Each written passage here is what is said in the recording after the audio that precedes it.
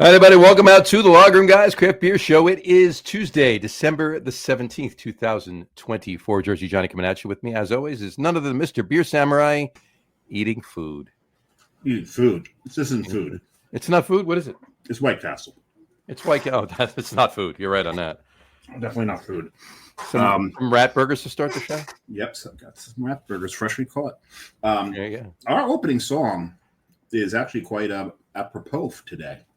Yeah. Tell me there's waffles, maple syrup dripping from his fake rug. Right, because it is National Maple Syrup Day, and we're going to celebrate today a little bit. Happy National Maple Syrup Day for those who celebrate. I, for those of you that do know, am one of those people. So, your favorite adjunct in beer, John? My favorite adjunct in beer and in other things. My favorite adjunct in beer, my favorite adjunct in old fashions, and some other cocktails. And I'm even having my last maple leaf cream cookie.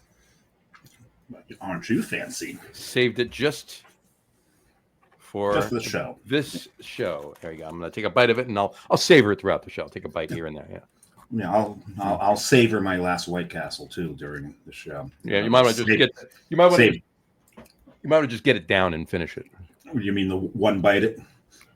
No, I don't know. I used to be able to two bite a Big Mac. Really? And my sister, well, no, actually, one of my friends said, "Well, if you can two bite a Big Mac, you should be able to do two White Castles in one bite." Oh hell yeah! No, no. To be quite honest with you, one Big Mac is probably closer to somewhere between 3 and 4. Yeah, so I managed to do that, but then my sister one time nearly killed me because she challenged me to do it to a Whopper. Yeah, and this I did it. I nearly stopped breathing. I nearly needed the Heimlich, but I'm out of competitive eating. There you go. Actually, you can't call it competitive eating. Moronic eating would moronic eating because I wasn't winning anything. 100%. Yeah. On that note, we normally wait till the guest comes on to throw up a comment, but I just want to throw up Dave Campanelle's comment right now. He said, "Every week I say to myself, I won't come back for the shenanigans. And every week the shenanigans keep pulling me back in. Every time I think I'm out, pulls me back in." And Kat Reyes just commented, "I wonder where y'all have been. Nice to see you back in action." We've been here every Tuesday. We didn't go anywhere. We've been here every Tuesday, Kat. Every Tuesday. But we are celebrating something else today.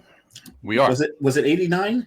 It was December 17th, 1989. Yes. 35 years ago today. 35 years ago today. It had already been running on the Tracy Ullman Show for a little while, but as a segment on the show, right? The Simpsons, as its own freestanding show, made its debut. Happy Simpsons Day for those to celebrate. Yeah. So I was going to drink some Duck beer, but I couldn't find any. Well, eat my shorts. There you go. And eat your shorts, yeah. And as it figures.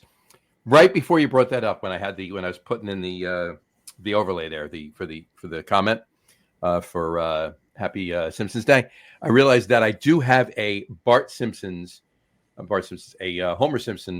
holiday beer shirt, and that's what I should have worn on the show today. That's what you should have worn. But the Nakatomi Plaza is very, very appropriate. Yes, it is. This was the first annual Christmas party. Yeah. I got out there early, fortunately, yeah. But. There you go. I called that sick that day. So, yeah, this is true. There you go.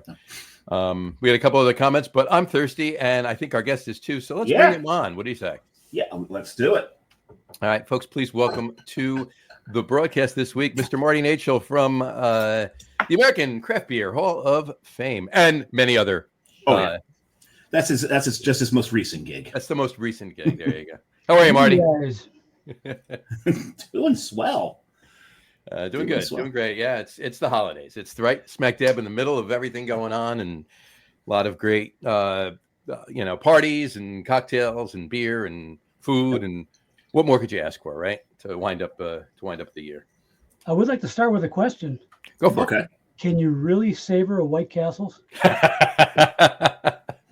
No, that was a misspeak. That was an entire misspeak. I thought you were just kidding, so I gave it a wink. I make lots of mistakes. We'll discuss some of them on the show today. Actually, with the first beer, we'll discuss one of my mistakes. This is very true. It's very true. How are you on this fine day, Marty? How's everything in the Midway? Can't complain. I mean, it's typical weather. You just deal with it. Mm-hmm. Keep me from going where I need or want to go. So until it does, I won't pitch. How far are you as the crow flies to the lake? About 20 miles. All right, fair enough. Yeah, I'm suburban, southwest suburban. Right. No, I knew. Yeah, suburban. Right, but yeah, close Like enough to get all of that. Oh, sure. that Effect, good wake effect and wind and everything else. So. Sure. out by Naperville, or that Joliet. I'm actually closer to Joliet. Yeah, you're in the neighborhood. Yep. There you go. Yeah, I've been out there. Went out there for a wedding once. Mm-hmm. In Joliet, did you? It was an interesting wedding. There were shotguns involved. There you go. Was it Jake or Elwood? Yeah. And I danced with a wooden chair. For those of you that know what I mean. if you know the song. There you go.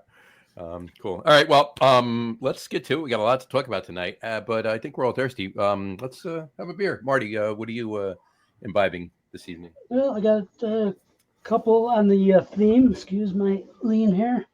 I'm going to be starting with Old Jubilation. Very, very nice. You're starting at Old Jubilation. Wow. Starting with Old Jubilation. See, Marty knows what John's drinking on the show, so he's going to one-up him right off. He's going to one-up me right away. There you go. And I had that. Was that 3 weeks ago on our holiday beer show? I had an Old Jubilation. I couldn't find. Fortunately, I had one left over from last year. I couldn't find any this year. This is the first time I could actually find it in my area. We have Avery products at the local stores, but not this one.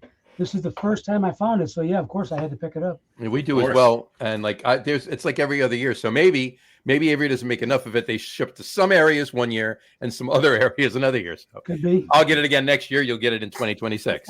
There we go. We have an exchange program going. Yeah. There you go. And Samurai, what are you imbibing? Speaking of my earlier mistakes, I was in a liquor store that John sent me to, as a matter of fact. I did. Because I was looking for something specific. Didn't find it, but found a bunch of other stuff. Well, you found other things, right? Yeah, which is great. Actually, my first 2 beers on the show were bought that day. And this one, see, I didn't have these on at the time, so I picked this up like, glasses?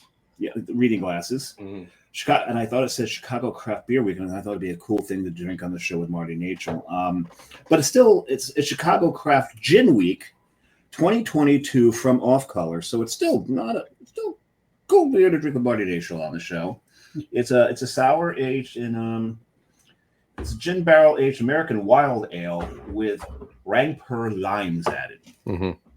So, and the limes and the juniper actually work very well together. Yeah, I'm looking forward to that. I just took a sip out of the bottle, or smell out of the bottle, I should say. And I will have that in a moment. How is it? Your first reaction? Oh, you've had it before, you said. Yeah, I've had it before, and I just mentioned it. Pay attention, John.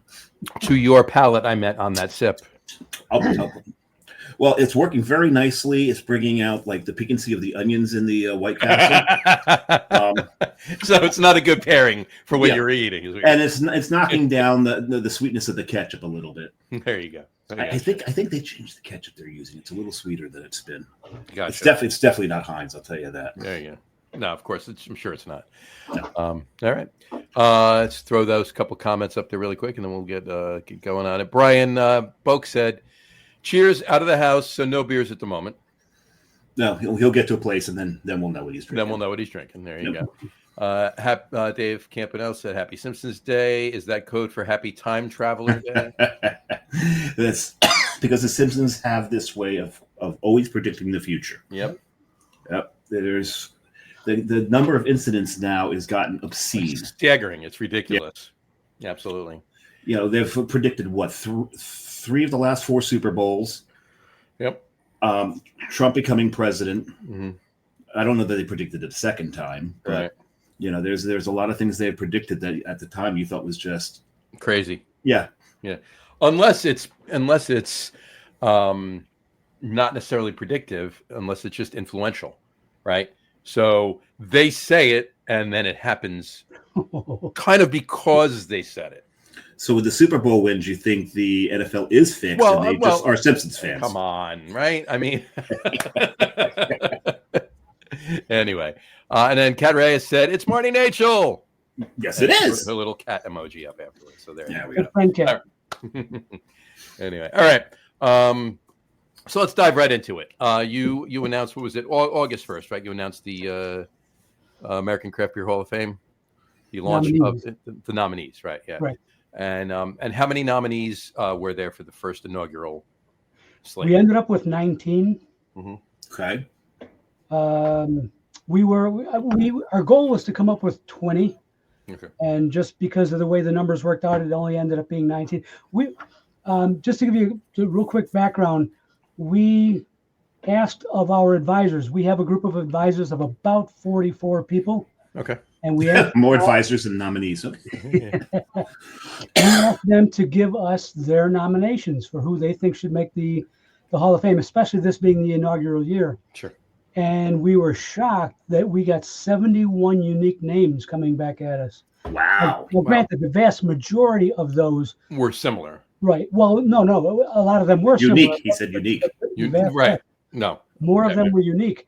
Like, one vote for this person, one vote for this person, and wow. There were a lot of those. So that made it very difficult when we wanted to winnow it down to, like I said, ideally we wanted 20 people. But the way the numbers worked out, it just didn't work out. So we worked out to narrow it down to that 20, you had to narrow it down to 19. Exactly. Gotcha. Yes. Gotcha. Thank you for summing that up better than I was. but by the rules used to narrow it down, right? Right. Yep. Fair enough.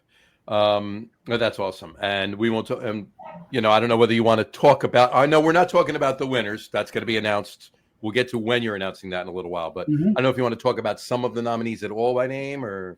Sure, we can talk about all of them if you'd like. Have at it. Yeah, have at it. That's what we want to. That's what we want to know. Okay, well, I'm just going to do this. I do have the list in front of me, and it's alphabetical. So, Charlie Bamforth, Larry Bell, Sam Calagione, Sam, Red Eckhart, Terry Ferendorf, Charles Finkel, Burt Grant, Ken Grossman, Julia Hers, Michael Jackson, Kim Jordan, Jim Cook, Fritz Maytag, Jack McAuliffe, Garrett Oliver, Charlie Papazian, Pete Schlossberg, Carol Stout, and Don Younger. Nice. That's a hell of a list. That's a hell of a list. Made it kind of tough on the voters. Yeah. I do have a question for you. Mike, I hope so. American, yeah, this is what we do. American Craft Beer Hall of Fame. Is Michael Jackson eligible? This was a discussion that we had many months ago because obviously I think I know what you're alluding to, the fact that he's not American. Right. The agreement that we came to on the board of directors was that anybody who had any measurable influence, positive influence on the American craft beer industry, they're eligible. So that brings in people like Michael Jackson and forgetting his name, Pierre Celis. Pierre Celis, yeah. Celis, yes. And at some point, maybe Peter Bookert might be on that list. Sure. So yeah, there are obviously people not American that makes perfect sense because I think we had mentioned that initially before you even had the nominees when you were on back in September whatchamacallit, we had at least Dave and I had discussed it, like I guess the week later or whenever we were talking about it, and that would be a shame to leave Michael Jackson off of it because of what he meant to so many people back in the day, myself included. Sure. I mean, he was a big influence on me as a writer. And he did more than most Americans did to talk up American craft beer. Sure. For the longest time, his favorite beer was an American craft beer, right? Alaskan smoked porter. Yep. Yeah, was not ashamed of admitting that. I'm sure he pleased so many people in Great Britain when he did that, but You know what? And if any of those people in Great Britain that were displeased with him saying that, if they ever drank Alaskan smoked water, they'd understand why. Yeah, they probably changed their mind. So, And it wasn't just his books, by the way. I have it up there on the shelf. The Beer Hunter series that was on television. yep, That really played up American craft breweries back then. 100% it. Yep, yeah, that was awesome. So yeah, I'm happy that was the conclusion that was coming to. That's definitely something that was well thought out and well written. Cool. So what was so you went through and the 44 or so advisors, thank you, put in the names and you whittled it down to the 19. What was the process at that point as far as voting? Was it just another basically the same as the nominees and then voted and brought it down to the 10, or were do some of the judges have the final word, or how does the process work? Okay, well, when it came to the nominations, we simply contacted our advisors by email and solicited their nominations via email. So that was pretty simple. Sure. For the actual voting, we wanted it to be much more official and much more foolproof. Sure. So we actually used an online a company that exists out there. We pay for their service. We provided a link to all of our electors who there were just over 100 of them, 104, I think was the final tally. And we said, okay, here's your link, click on that, go to this. And we had all the 19 names. All they had to do was click. And they could only pick 10, by the way. Sure. Oh, it would cut them off at 10. Exactly. Gotcha. Yeah, I've seen a bunch of forms like that where if you click an 11th, it either, I like the ones that you can't click an 11th. You have to unclick something. Yeah. But I have seen some forms where if you click an 11th, it gets rid of one of the other ones. So you can, yeah. So you got to keep track of it, which you got to keep track of it. It makes no sense. So yeah, I like that you're like, all of them are open for, selection. And as soon as you hit 10, they're grayed out. You can't click anymore. So that's actually smart. They did it like that instead of just the emailing and everything else. So you get the form, they got all the data and they send it in and there. Well, that was the nice thing. We use SurveyMonkey, and because they take that information and they compile it and they put it in nice colorful graphs and pies and all that kind of good stuff, make it very easy to understand and ingest. Sure. And to share, because only a couple of us on the board of directors have access to that, but we do share it with our advisors so they can see that everything's above board. It's all about making sure that we're legit. We want people to know that and build the trust and all that kind of good stuff. 100%. Yeah, you don't want the backlash that the Rock and Roll Hall of Fame gets every year. Yeah, right. Oh, please don't even get me started on that. I would like to add, if I may. Please do. I did name a couple of names here, and when we compiled this list of nominees and we sent that out to our voters, a couple of our advisors voiced something that was very important to them and ultimately important to the entire process, and that is that people like, for instance, Charles Finkel. I don't know if you guys know who Charles Finkel is. I have to admit I don't. Okay, he was very instrumental in bringing a lot of imported beers to the United States back in the early, like the 70s and 80s. Okay. So most of the best beers from Britain and Germany and Belgium, he was responsible for bringing those to the United States. So a lot of people, myself included, cut their teeth on those imported beers. Right. Not only that, but he and his wife, Roseanne, also opened the Pike Place Brewing Company. Oh, yes. Oh, okay. Right. Okay. Yeah. So anyway, to make a long story short, a lot of people felt that Roseanne was getting cut out of the hall by focusing strictly on Charles. So in 3 cases, and I'll explain them all in just a second, in 3 cases, we agreed that we would add spouses or significant partners onto the ballot. So where Charles Finkel appeared on the ballot, it was Charles and Roseanne Finkel. As one unit. So if hypothetically, if he did, or if they did, if that moves on to getting inducted into the Hall of Fame, it's the two of them together as one Exactly. entry. Exactly. And that way they're not stealing votes away from each other. Correct. Yes. And there are 3 situations. I'll go ahead and tell you the other 2. Do you recognize the name Jack McAuliffe? I do. When you said it, like I know it, I can't place what it is, but I do know the name Jack McAuliffe. He's the person who is given all the credit for opening the very first craft brewery in the United States since Prohibition. In 1976, he opened up New Albion Brewing Company. Jack McAuliffe. Yeah. Okay. Well, again, our advisors were quick to point this out to us, and we're grateful that they did. That he, although they don't get any of the credit, he had 2 partners. One of them was Susie Stern and Jane Zimmerman. So they also appeared on the ballot along with Jack. Along with Jack McAuliffe, right? And those names also sound familiar. And that's actually from one of your advisors' books, as a matter of fact, that I read. A Woman's Place is in the Brew House. That story is very aptly told. Yep. That would be Tara Nurin. Yeah, that would be Tara Nurin. Yep. Last but not least, you guys may or may not know Carol Stout. Stout Brewing Company out east. Stout Brewing in Pennsylvania. Yes.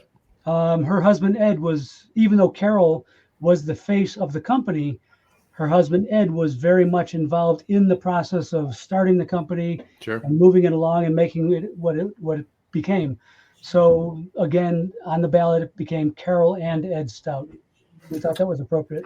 Again, that story is in A Woman's Place is in the Brew House.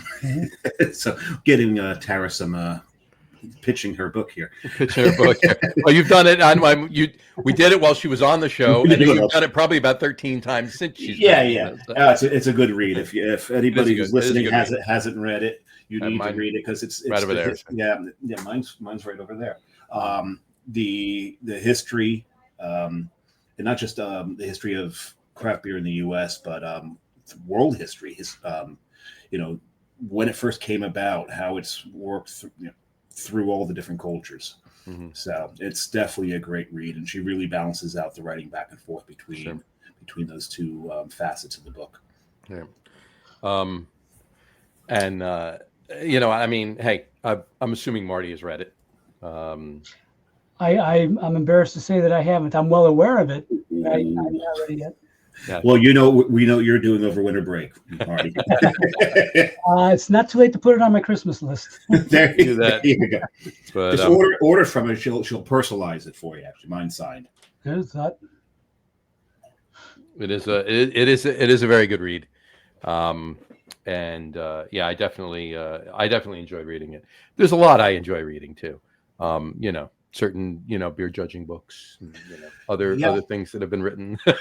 Mine's still on my tablet, as a matter of fact. Still on your tablet. There you go. Yeah, it's by this guy Marty Nachel. If you heard of him, he seems to know what the hell he's talking about. I think he does. You read through it, and he definitely has he definitely has the the take on things. So, how many things have you written to date, Marty? Well, I guess it depends on whether we want to consider Beer for Dummies and Home Brewing for Dummies 1 book or 3 books. It's 3 books. It's 3 books. Okay. The book that I wrote previous to that, my very first one, which is this one that nobody ever heard of. Beer Across America. No. Oh, I've seen it. I've seen it. I've read it. I never owned it. A buddy of mine has it. I would imagine he still has it. And I read it, but you can find it in thrift stores everywhere. Actually, I've been in breweries where it is sitting on the shelf. You know what? And that's how I've read it. Yeah. Nice. That was 1995, and didn't go very far, but it did lead to the next projects, which were Beer for Dummies and Home Brewing for Dummies, and I've done all 3 of those are in 3rd editions now. And then there's just my personal projects that I've done on Amazon.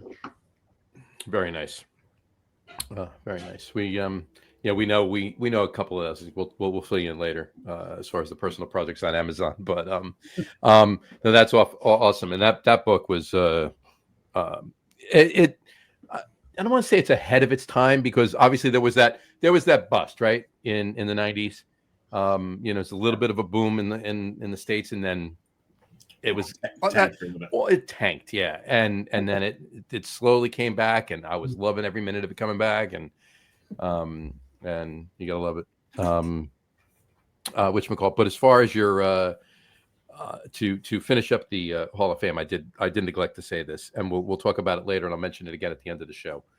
Anybody that's watching right now, just in case they tune in and tune out or whatever, when is the release of the first slate of people going to be announced? All right, the grand announcement is going to be on Saturday, February 8th. We've locked that date in. We're actually, I don't want to get too deep into details because we're still locking them down, but we do have some big name breweries across the country who are going to be participating. It's going to be a live stream event, and so we're should be good. Should be good. Now, am I right in guessing there are 10 inductees based on what was said? Actually 9. 9. Mm-hmm. We wanted 10, but again, the numbers didn't work that way. The numbers didn't work that way. You have to go with I'm assuming, like, for the 19, if you wanted to add that extra one, you would have had to add an extra 3 or something like that. And, probably, yes. Or so forth. And then the same thing with the You could have just added Johnny. Next year. There you go. I don't want to be inaugural. Next year we'll do it. On that note, too, Doug Smith actually just commented in. He goes, "We used to read Marty's newsletters in the Beer Across America shipments." Yeah, 1992 is when that started. No, that's not. You were pondering. It was like, I'm trying to figure out if that was the club I was in. I don't think so. There was another one. Well, BAA was the very first one in the United States. BAA was. I wasn't in it, but I was the first one. I did know about it, and I did. Yeah. I did with a couple of people. I did have beers from it. I just wasn't part of it. Say that the club I was in, my favorite ever bottle opener came out of it. It's this one. It came with the initial shipment. Still have it. And I still have it. This takes bottle caps off without any bend, flare, anything. So if you're a bottle cap, I mean, I don't collect bottle caps, but if you're a bottle cap collector, this baby. There is one that I used to have. Don't have it anymore, but I used to have it. It was you put it over the top of the bottle, you push down, and it came up, and it just pulled the cap right off. It was inside it. You had to take it out, and all it did was just spread ever so slightly, spread the I remember that. The bottom out, so it didn't bend it at all. It was a perfect circle. There wasn't like one side was open from another, and it was off. It was pretty cool. I took a lot of caps and saved a bunch of caps like that too, but I sadly do not have it anymore. So February 8th. We'll talk about that again. Calendars. We'll talk about that. We'll post it when you do post it, and we'll definitely share any of those links. In the new year, we're going to be doing a lot of social media blasts. Awesome. That's great. Kat Reyes said, "You might be the godfather of beer judges, Marty." Oh, hardly. He's going to make you an offer. Comment, Kate, but no, there's a lot of them out there. I'm happy to be among them. There you go. But Marty, we'll make you an offer you can't refuse. There you go. There you go. All right. Or maybe he'll make us an offer. Maybe not that kind of guy. There you go. And then Doug Smith said, BAA was great. 12-pack every month with something new. Miss those early days. You know what? I do too. So do I, Doug. So do I. I miss those early days. It's funny because we just sound like a couple of old guys sitting here going, "Oh man, it was so much better back in the day." But it was so much better back in the day. It was. It really was. It was better. It was. Palettes have expanded. So that's one good thing, and not just other people's, ours as well, right? I mean, they really have everybody's. Hopefully, I hope so, right? But then there's also this thing now where everybody is trying to do something different because everything's been done now, rather than just trying to do something that's been done and do it the best. They're trying something different, and this is a segue into my second beer chop. Right? Yes. Why don't you talk about that, and we'll get back to the other stuff afterwards, because this is a talking point that Dave's been wanting to just go nuts on since probably about 11:30 this morning. So it's when you called me. Exactly. It got me going on because that's when I like, I'm going to drink this beer on the show. Exactly. So I'm going to read the description of this beer before I tell you what it is, and I want to watch Marty's face as I read this. It is a Persian-style sour ale brewed with black cherries, pomegranate arils, Persian black limes, and damask roses. They're making shit up. That's exactly what this says. I'm not that creative to make that up. Okay, so he said they're making shit up. Oh, they're making it up. Okay. Yeah. So this beer is called Sheka. So it's by Nightmare. Nightmare, they have very unique labels. And all their names have something to do with death. And if you want to, and I'm not going to, John and I looked up Sheka earlier today. Yeah. And we came to the conclusion we are not saying what it means on the show. If you want to know what it is, go to Urban Dictionary and put in SHEKKEH. But please, actually, don't do that. Don't blame me when you finally figure out what. When you read what the Urban Dictionary says Sheka is, don't blame us for it. Blame Nightmare. Yeah, blame Nightmare. Blame Nightmare for your nightmare. Now, as usual, I drink all my nightmares out of my burial glass, mostly because it works. Yeah, that works. It goes with their, with the genre that they like. Sure. And when you first smell this, it's almost kind of like it's almost like peach with all that in there. And I don't know how that smell comes out of there, but they put all these ingredients in there, and it doesn't taste much different than most other multi-fruited sour. Because how could it? Are you able to pick out any one of those individual ingredients? The pomegranate, I think, of all of them, might be the only one that pops out a little bit. Because I used to drink Home all the time, so I do know what pomegranate tastes like. I loved pomegranate juice for a while. Then it got really, really, really expensive when it became a fad. The black lime, if the black lime's there, it's only there as a mouthfeel. Rose always just mostly throws mouthfeel rather than flavor anyway. Sure. But I'm not getting, kind of that dusty, velvety mouthfeel that you get off of Rose sometimes. Yep. That's not there. You're getting more of that, the wild ale, bitter lime mouthfeel out of it. But the flavor's not really there. I'm not getting the cherry so much, and it's the first thing. It's the first thing listed, but it says black cherry, and I know what black cherry. One of my favorite American ciders is a black cherry cider, because your partner's favorite is Mackenzie's. Yeah, Mackenzie. Yeah, I don't like the rest of their ciders, but the black cherry one is really good. But it is really good. It's so well done. It's silly, but yeah, black cherry is an unmistakable flavor. So if you're not getting any of that, like pomegranate couldn't cover up black cherry. Yeah, it's it's and this is the thing. Now, don't get me wrong. We're kind of like, I don't want to get on their case too much here, because they do make some really good beers. Defenestration of Prague. Defenestration means killing somebody by throwing them out of a window of a tall building. Hello. Yeah, there you go. Right there. There's a defenestration in that. It's the defenestration of the Nakatomi Plaza. There we go. That's actually a really good beer.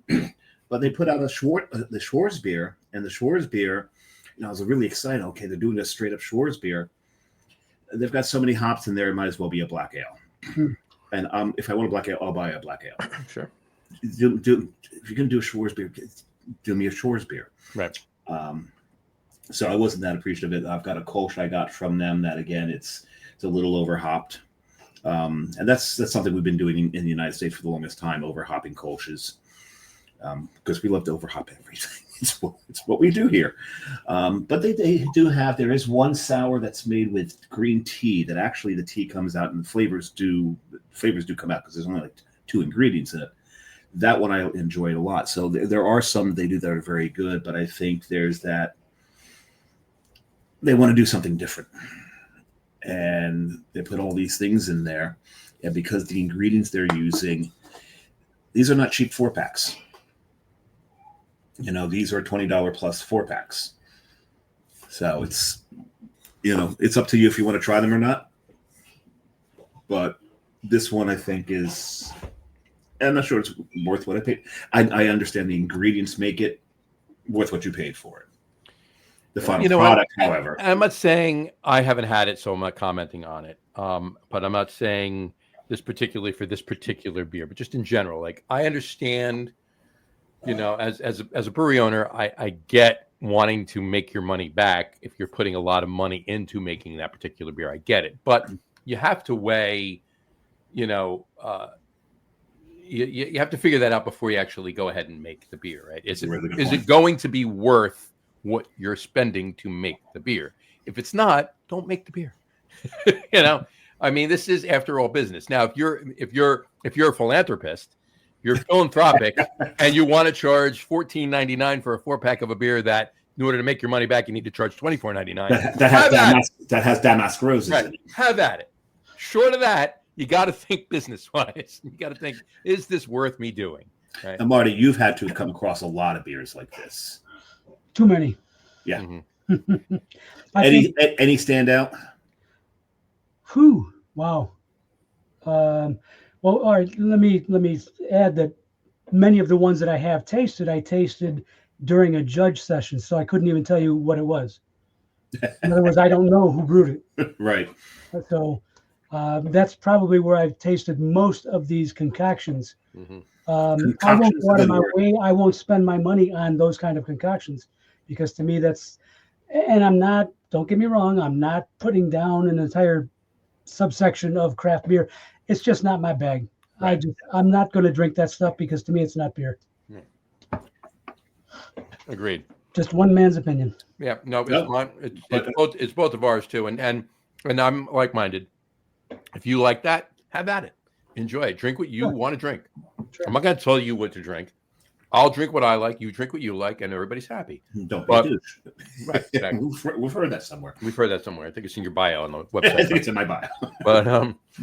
But in any event, but my point is, yeah, it's not for me. But here's the thing. Just like you've got the breweries trying to find something different, those of us who have been drinking craft beer for a very long time, every now and then we go on that search for something different.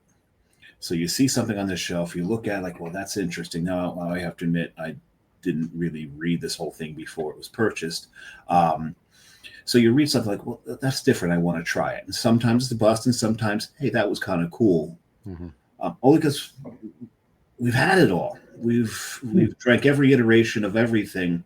And you just get to the point where now what you're looking for is, I want that beer, I want that style, but I want it perfect. I want a nice, clean, beautiful example of that style. And that's where most of us have gotten to after getting through what we call the experimental awkward years. And this was, me like, okay, well, let's give this a shot. This is interesting. I like what some of the stuff that Nightmare does. Let's see what they did with this one. And whereas the beer is drinkable. Don't get me wrong, the beer is very drinkable. It's just underwhelming. Yeah. I'll say something and I'll get your take on it, Marty. I personally can appreciate every style. There's not one style that I don't appreciate. If it's not for me, it's not for me, but I can appreciate the thought that went into the recipe, the skill that went into the brewing of it. The craft that went into the brewing of the beer itself, the idea behind the style and where it came from, how it was developed and everything else. I'm all for that. So never say that never let anybody say that I'm somebody that, just puts down beers that I don't like. That's not true. As far as I'm concerned, if you like Budweiser, drink Budweiser. I don't know why you would, but have at it if that's what you want. But my point being, cure the headache. Yeah. But the headache, exactly. Marty, I've said this a million times on the show. Like, even when I was a kid and a friend of mine's older brother got beer for us, if he got Budweiser, I didn't drink it because it gave me a headache. And I don't mean it gave me a headache for the next morning. it gave me a headache while I was drinking it. I'm like, yeah, I'm good. I'll have a soda. You guys enjoy the beer, But yeah, so have at it. So I can appreciate every style, and if we wind up brewing something like that, it's not going to be overboard or over the top like that Nightmare is. I mean, just the sheer cost factor alone. But I'm just I'm all about the like you said, Dave. I'm all about the clean styles. Even IPAs, even I'm not even going to get into milkshakes or anything like that. Or these, some pastry stouts are fantastic, but these over the top beers are very well. Some of them are very, very, very well done, but they're a one and done beer for me. They're at some point they're like a 4-ouncer and done for me. That's my problem. So question. What I was going to say to Marty, where do you stand on, like, will you? I'm sure you will, obviously, because you're not somebody that's going to turn away anything. But I mean, is it a one and done or a taster and done kind of thing for you, or just do?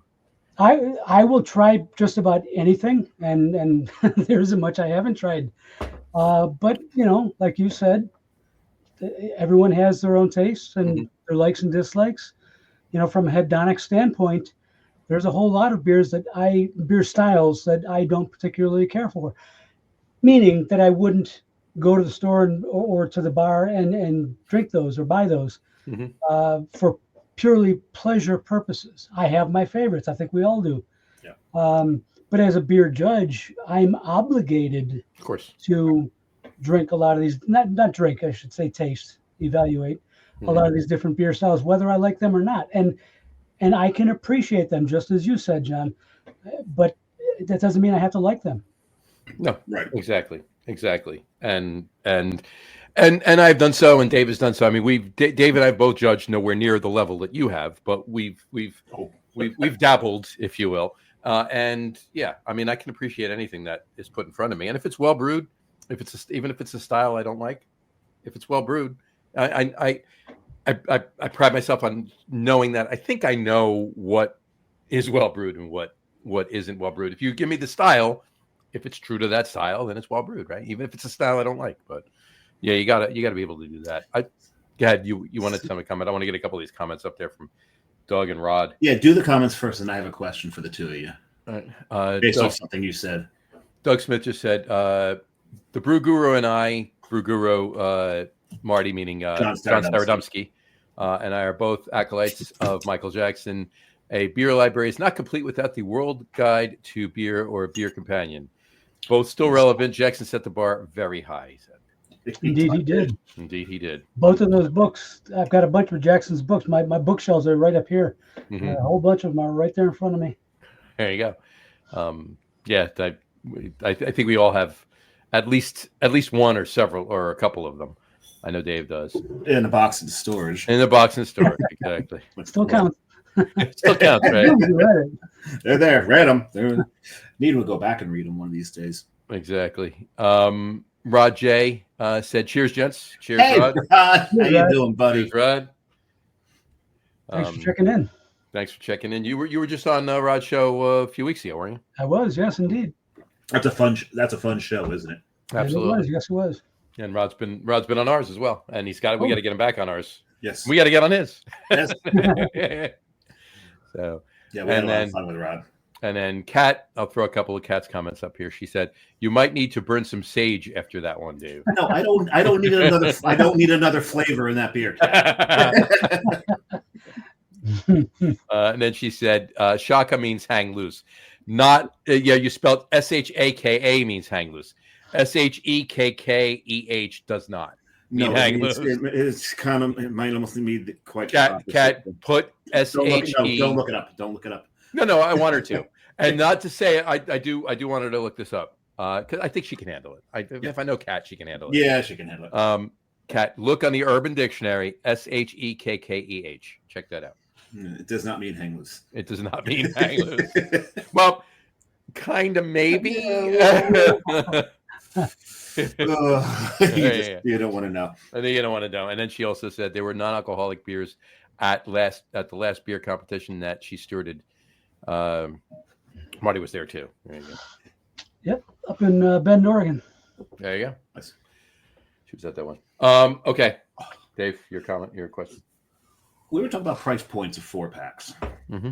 Do you think it's worthwhile brewing a beer to the price point, where you've got a set price point for your 4-pack, and you want to do something, then have an idea, but you make sure you keep the ingredients to a point where you can meet that price point for your customer? Or do you think that undermines your quality and creativity?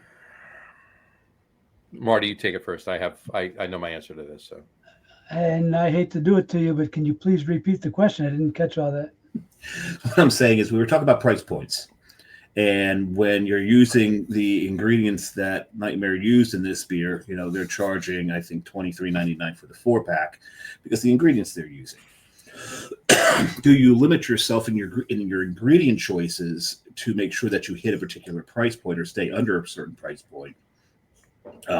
Or do you feel that undermines your creativity and craft if you do so? I think in a sense it undermines your craft.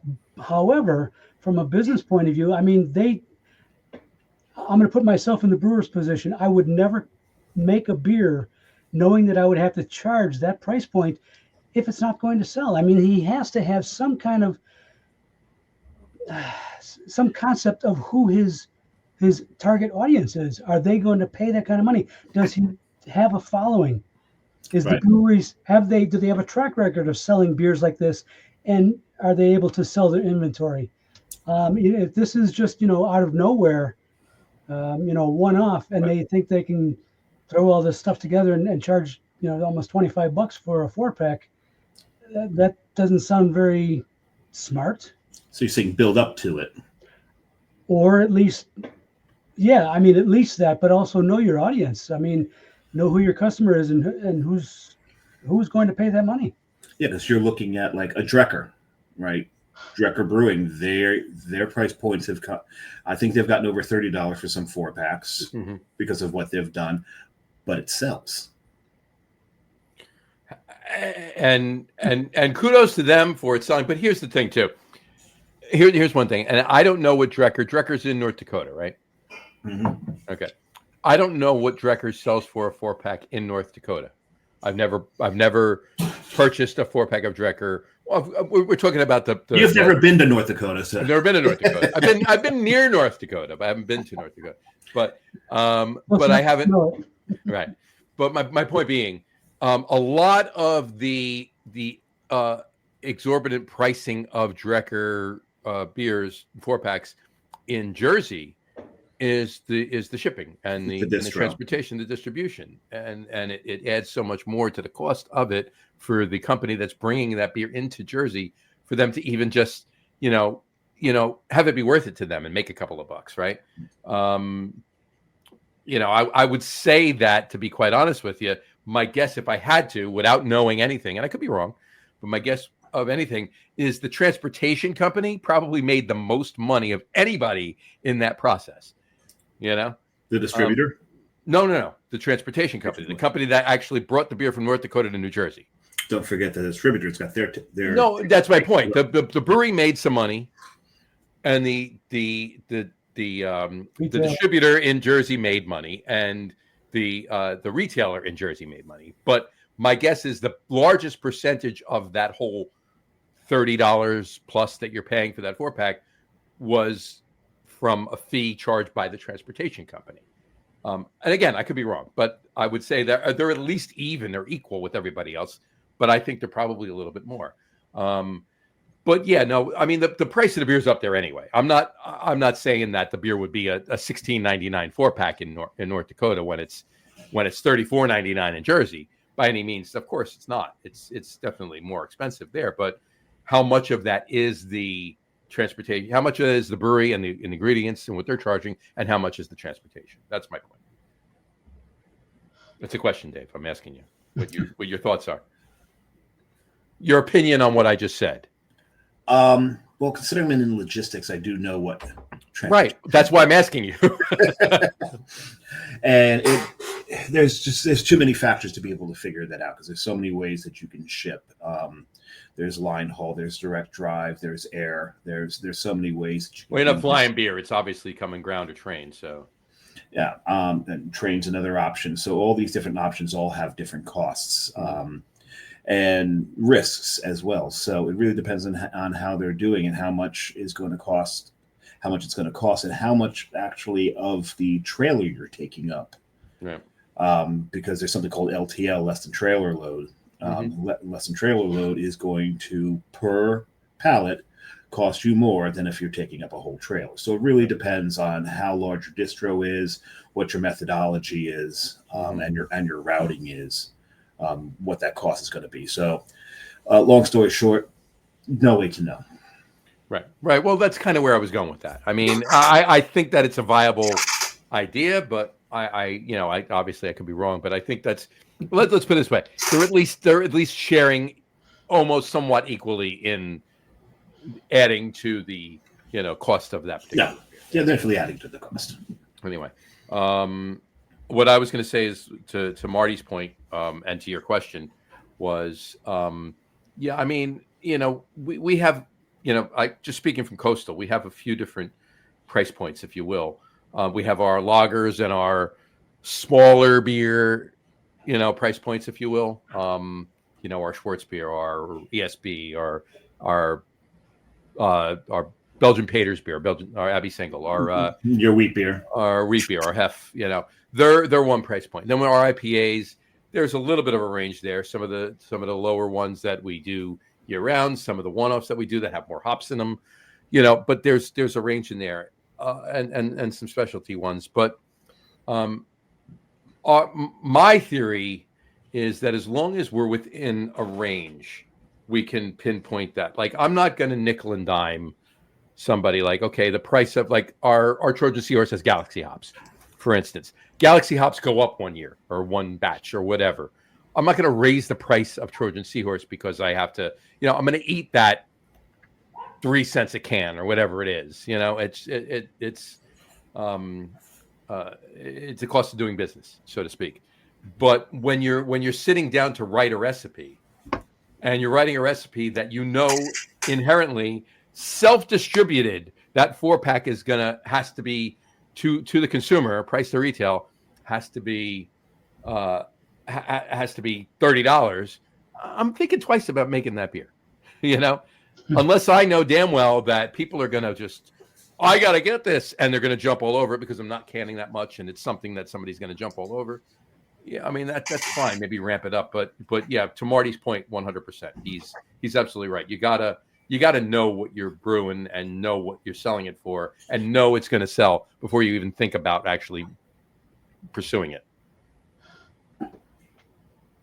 Absolutely. There you go. All right. Let's talk about some holiday stuff. It is December 17th. Week from tomorrow is Christmas. Week from right now is Christmas Eve. In case you weren't aware. I should start my shopping. Yeah, I wait till Monday. In fact, on Monday's show, I'll probably have just finished my Christmas shopping. Hold on, let me jump on Amazon. You guys talk amongst yourselves. I got an Amazon tab open right now. So. There you go. He's been buying the whole show. Okay, John's going on about David. Going about price points. I'm going to do some shopping. There you go. Let's talk about some holiday beers. Now we've talked about holiday beers on the show. We have our holiday beer show that we do the week of the Thanksgiving week. We do it the Tuesday of Thanksgiving week every year. We have our with the aforementioned John Starodumsky. With the aforementioned John Starodumsky and the Beer Whisperer. And the Weir Whisperer. The Weir Whisperer. Dyslexia can be cured. The Beer Whisperer, Tom Mulvihill, and what we call it, and a host of other commenters and everything else every year. It's fun. It's a fun show. But we have our show next week and everything else. But the whole, I try to have a couple of holiday beers, whatever on each show in between each. I didn't so my question to Marty is what are your, we've done this as a top 3 list. What are your holiday go-tos as far as holiday beers? What do you definitely seek out every year? Not just the top one, but in general, all of them. Well, I think this is probably on all of your lists. Sierra Nevada, the Celebration Ale. Mhm. That's top of the list for me. You've been posting up a few vintage ones on Facebook recently. Mhm. It's like yes. Oh, you mean vintage, 6-pack holders? You mean those? Yes, putting those up. Right. So yeah, Celebration Ale. Another one that I don't know if you guys get. It's from Bell's. Their Christmas ale. The Christmas Scotch Ale. The Scotch ale is amazing. That's an amazing beer. I'll be having that Monday on the show. What I love about it is there are so few Scotch ales out there, especially good ones. Yeah. So this one's up here for me. And then I have a little show and tell here. Go for it. This is one that my wife and I we treat this as it's actually a gift to ourselves. Every year we've been doing this since the mid '80s. I don't know if you guys are familiar with this. Have ever had Santa Claus? Oh yeah. Yeah, this is the beer. The Nature House. Santa Claus is amazing. It's an amazing, amazing beer. Might be. You guys celebrate Santa Claus Day on the 6th? I've done it beer wise. Yeah. Right. I haven't done it like, Santa Claus celebration wise, but I've done it. I meant the beer. Yeah. So we were talking ahead of the show about the our big beer show that we do the Monday, the very last show of the year, and that is one of the beers I will be drinking. Will be the Santa Claus. Santa Claus, yeah. Because it does qualify for the 12% or over. Of course. Yeah. That's up there. Santa Claus is amazing. To your Let's talk about them, because I want to talk about not only holiday beers but holiday brewing traditions with you, because I think we can go back a little bit with holiday brewing traditions on this show with you. No offense to anyone that we've had on the show. Every guest in their own right has been amazing on the show, but some of the younger sect, obviously, we can't go back as far with them. No. Right? What do you just called Marty old? I called us old. Is what I called. Don't insult the guests. Stop insulting the guests, John. Unless I'm referring to the three of us, not just one. Unless it's John Hall, you can insult. Well, John Hall, he's younger than the three of us. Well, no, he does a podcast with Augie Carton. He's used to being insulted, so. Well, that's fine. Yeah, so insulting wise, yeah. He's got a thick skin. So. There's a reason for that, right? Exactly, but. Let's talk about celebration for a second, because what I'm not sure if you know or you don't. Anybody that watches the show knows that is every year on the podcast on me. Yeah, it's my number one holiday beer when we do our holiday beer top 3 list. It's always perennially my number one. I plan certain holiday events around drinking that beer. All right, let's put it that way. Putting the turkey in the oven, drinking it. It's amazing. But anyway, it is probably one. I won't say the only, but one, certainly the biggest known. But for me, one of the only IPAs that you can actually sit on and enjoy an old, properly cellared version of it. I've had 12-year-old. Whatever year it was, right? 12-year-old celebration. And it's been, was it as good, or was it what it was? I won't say as good. Was it what it was when it was fresh? No. But it was still, it was not oxidized by any means. It was amazing as far as I'm concerned. So your thoughts on the cellaring of celebration? Me? Yeah. Yes, you. Well, because Celebration is a very hop-forward beer, and by the way, don't get me wrong, I have also cellared Celebration, but I prefer it fresh because it's really all about the hops. I appreciate that really piquant hop aroma and flavor. 100%. I have compared fresh to aged, and the aged does stand up fairly well, but obviously the hop aroma degrades. That pretty much goes away. The hop bittering isn't even there, or the hop flavor isn't really there anymore. What you're left with is mostly malt, and that's not a bad thing either. Of course. But again, speaking for myself, I prefer fresh. Of course. when it comes to beer styles, because you just mentioned Bell's being a Scotch ale. Celebration said an IPA. IPA doesn't particularly scream holiday beer.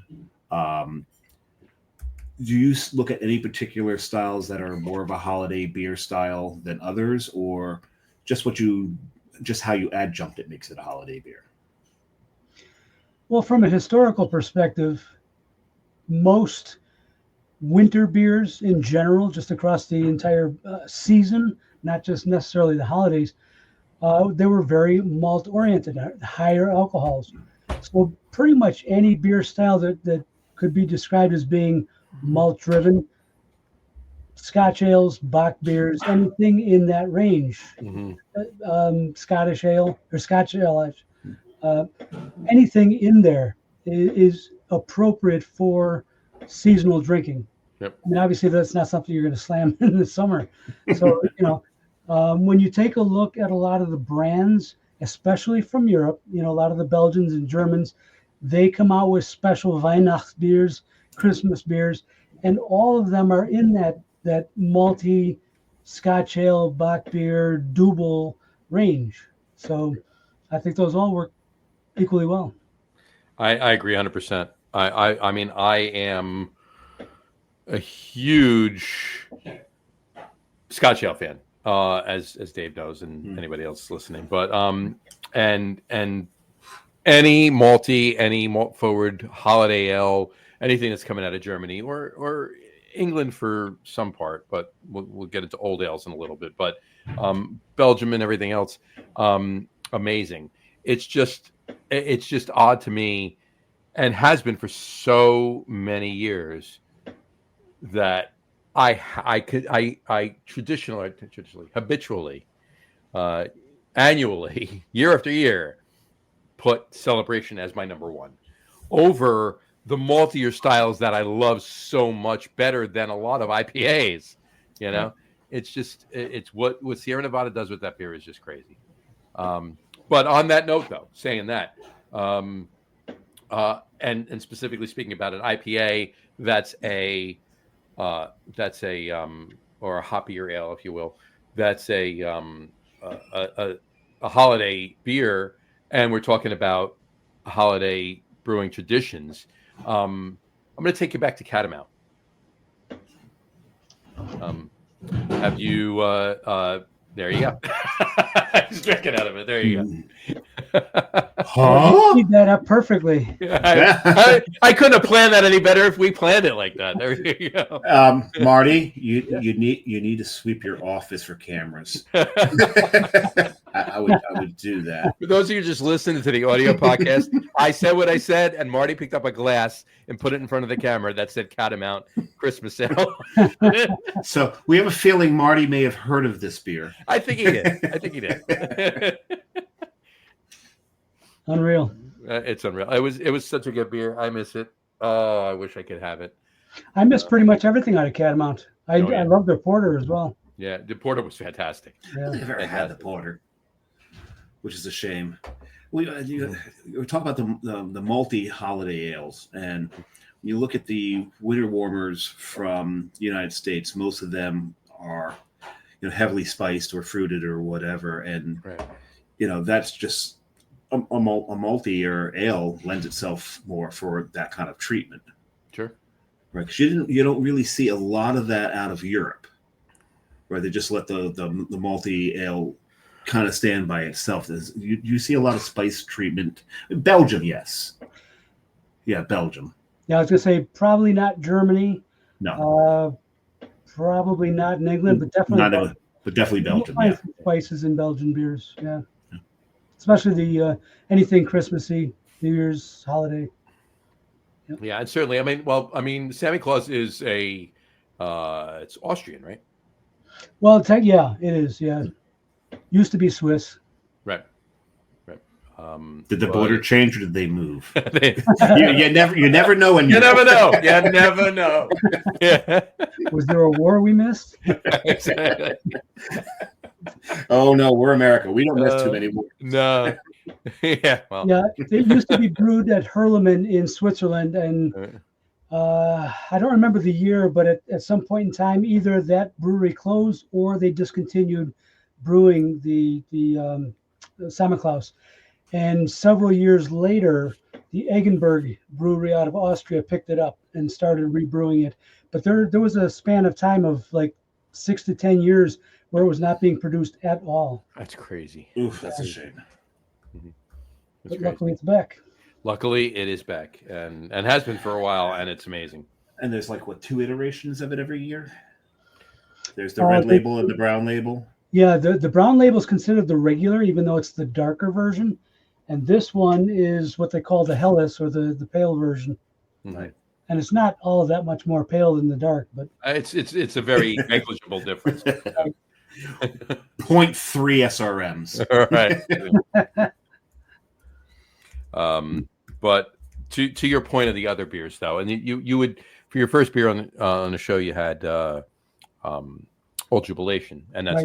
an old ale, and there's a lot of, to me, I still think of like a lot of English beers, old ales, as far as holidays go, right? Figgy pudding, a lot of Britain, a lot of English traditions in the holidays, right? But old ales is one of my favorite styles, and Old Jubilation is just an amazing beer.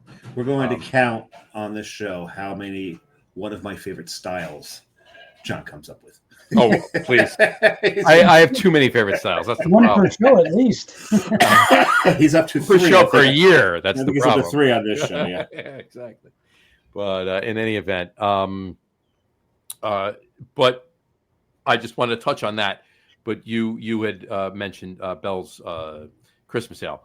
Mm-hmm. I find it so unique that Bell's actually picked a Scotch ale to do for their Christmas offering every year. And it's an amazing beer. Scotch ale is an amazing style to begin with, but they brew a very, very good one. And the size of the brewery they are right now, and what they're doing with their distribution and their brewing and everything else to brew this beer and have it be as good as it is each year. I think it's well done. I mean, I think it's amazing that they do that every year. It's an undertaking. I mean, to run off a winter warmer each year, to run off any of those typical styles that anybody does for a holiday offering, because a lot of breweries will just run off a smaller amount because it's a small window, right? You're end of October, beginning of November, and you're done by the second week in December. You're not selling any more of it, right? So there's a small window to get that beer out. Oh, well, I'll still buy it. For them to do a Scotch ale, I love the fact that they do that. As big as they've gotten, right? They still do that. And under the new ownership too. Right, exactly. So thoughts on that? That's where I was going with that. Right. That was for you, Marty. That was for you, Marty. Thoughts on Bell's actually continuing every year to release a Scotch ale for their holiday beer? Yeah, I mean, the fact that they continue coming out with it blows me away, and I'm grateful because when I see it on the shelf, I grab it and run. Absolutely. I grabbed, in the interest of full disclosure, I grabbed 2 6-packs of it this year. It's like it's like Black Friday sale. Grab it, protect it, make sure you get to the register. Exactly. Now, you were talking about Marty's first beer. Has anybody opened their second beer? Because I've finished mine. I finished my second beer, and I didn't even put mine up. Marty, did you open a second beer? Or are you still I did not. Not yet. And have at it then. What are you opening?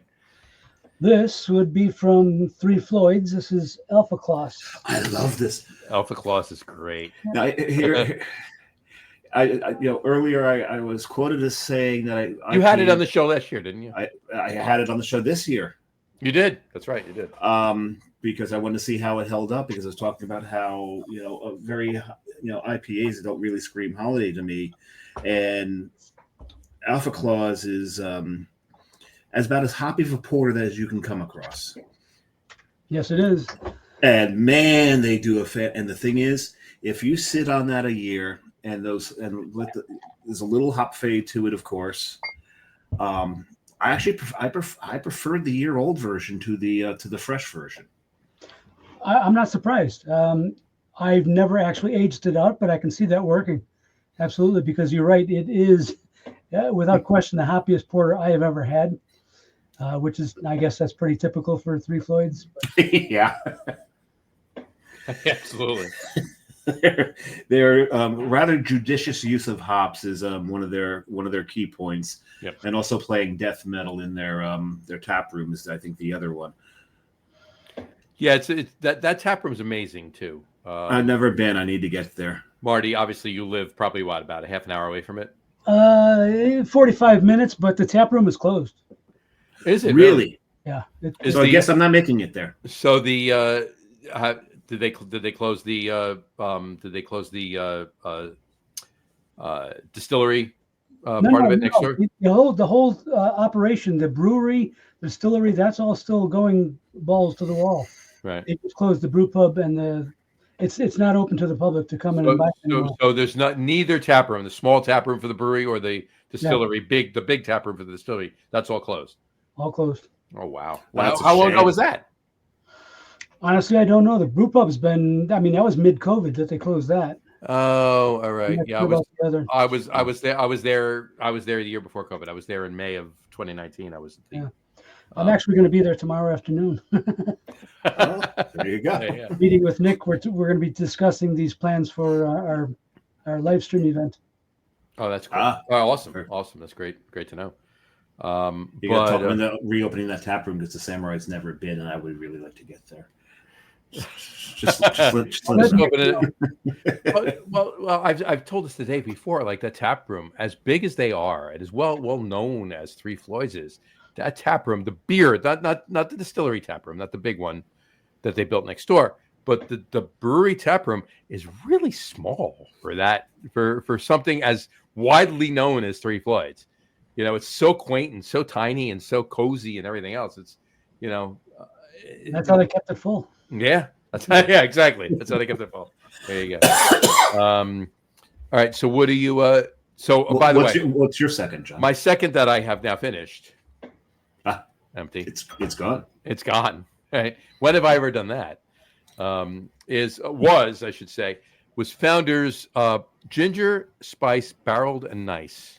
All right. This is it's a holiday beer that they released. I try to do one holiday beer on 12.8. Nice. 12.8% beer. And it was different. It's a barley wine. It's 12.8% barley wine.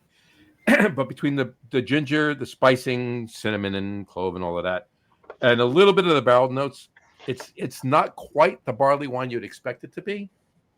But it was different. It was interesting. It was holiday-esque. I enjoyed it. So I would give it a thumbs up, if you will. Have that, Yeah. But anyway, are you opening your third Samurai? It's been open and sitting here warming. And what is that? So we said we were going to celebrate while I open my third. There you go. Maple syrup, National Maple Syrup Day. Oh, you're gonna throw the crawl up before I even say it. Thanks, John. Well, anybody listening to the audio podcast can't see the crawl. That's just true. That's fine. Thanks for stealing my thunder there. Tomorrow is already here by Home Brewing. So this is a 500. My glasses are over here because I didn't memorize what it is. But what we have here is an Imperial Stout brewed with maple and aged in Heaven Hill bourbon barrels. Everything about that statement I like. And the first time I had this, John and I were actually at the brewery the first time I had it. John's been enjoying this for years. As a matter of fact, he's got one cellar that's, 4 years old, John? Oh, no, 6 years. 6 years old. 2018. 2018. It's the first year they did it. Mm-hmm. This beer is, luscious is a really good word for it. But the way the maple and the bourbon barrel play together in this is just spectacular, and I absolutely love this beer. 14.1, 500. I'm going to sleep well tonight. I like this. Of course. But let me say one thing. Kane does just an amazing job with maple. Mm-hmm. No, they do. And to Dave's point, His 2023 tomorrow is already here, which is a 14.1% Imperial Stout with maple and so forth and so on. The 2018 that I found in my cellar that I have was actually the first year they did it. It was 2018. It was not an Imperial Stout. It was Imperial wheat wine with maple syrup aged in bourbon maple syrup barrels. Yeah, they have a tendency of changing styles of particular beers. Yep, they do. So, that's the thing with maple. Maple isn't always the easiest ingredient to work with. If your heat is too high, you're going to burn it. Mm-hmm. And I can't. It's so easy to pick it out when the maple syrup's been exposed to a high heat, because that burnt maple flavor is really not a pleasant thing. It's nothing I enjoy. But when it's done right. So, John, you've got something that you're particularly enjoying over there. I've got something that I've taken 2 steps up and soiled myself over. Oh boy! There you go. It is close to home for Marty. Is 2021 Maple Jacket, 14.4% English barley wine from Revolution Brewing. Nice. Is there maple syrup in that? A little bit. Straight Jacket is their regular standard barley wine, and they do a lot of different iterations of it, as well as they do with Death and all the other stouts they do. But this one, Maple Jacket, this is by far, and I do have another can of this because. Oh, for change, you actually ordered 2? Change, I ordered 2 on Tavor. There you go. Jack Ash usually only orders 1 of everything. Well, I do. And then it's sold out, and then he has his regrets. Right. But here's the thing. It's a 14.4%. Not only is it a barley wine, it's a maple barley wine. Yes, I'm ordering 2 of those. So there you go. But look at that. That's not. There's no look at that. It's just crazy. Oh, I poured mine into my Duvel Year of the Dragon glass. And this is, Nice. Because I loved Duvel's glasses. The toffee, the leather, the tobacco, all the barley wine feels, coupled with that sweet maple, and not over the top, not cloyingly sweet, just perfectly balanced sweet. This is 3 years old. This is 2021. It was canned. This beer was canned December 6th, 2021. And it just dripped it all over his keyboard. No, I didn't. Looking at the bottom. Yeah, no, looking at the bottom. Did you see one drip come out? Do you think I didn't pour every ounce of this beer into my glass here? The top of the can's black. We couldn't see a drip if we tried. Exactly. There's nothing there. But this is fantastic. Marty, you're the closest of the 3 of us to Revolution. Mhm. Up in was it Logan Square? They're in. Your guess is as good as mine. Yeah, I know where the brewery. I know the street where the brewery is. As far as the neighborhood goes, it's what it is. It's was it Milwaukee Avenue? Kedzie. Yeah, Kedzie. But I know it's the California stop on the red line. I know that. But in any event, that's a really cool tap room, and it's around the corner from the production building. Well, you know what? I apologize. You were right that the brew pub was on Milwaukee. They've closed down. They closed the brew pub down? Yes. They moved it, or they no longer have a tap room? They're closed. Oh my God! I think they closed on the 1st of this month. Really? Yeah. Is there a reason, or that you're aware of, or? It just wasn't doing business. They never recovered from COVID. That's curious. It's a shame that I didn't live closer to Chicago, because I would have kept them in business. we could have shored them up a little bit.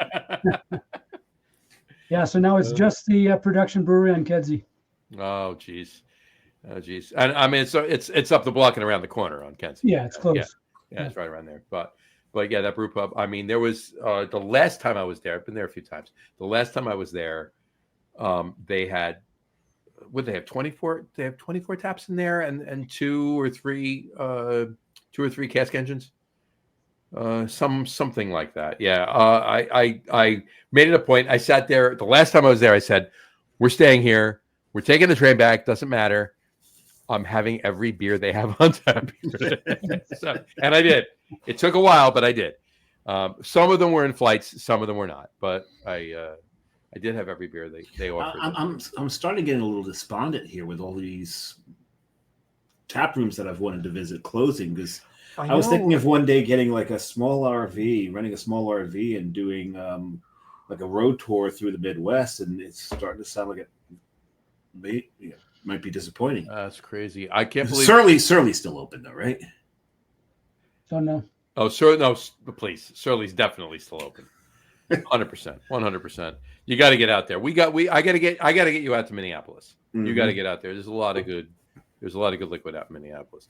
On that note, though, it's crazy that in 5 minutes of conversation, Marty, you have let us know that 3 Flights and Revolution, both tap rooms, have closed. Yeah. Fortunately, they're still brewing beer, so that's the important. Absolutely, yeah. Yes. They're still brewing beer. That's good. Still get their liquid. I have to reach out to Doug Valicki from Revolution. Does the find out. Was it Beer Aficionado on Instagram? I believe is he does his reels are amazing. Actually, we've rescheduled him probably for the last 2 years. Every time he's been scheduled to come on the show, there's been something going on at the brewery. We had to push the show out.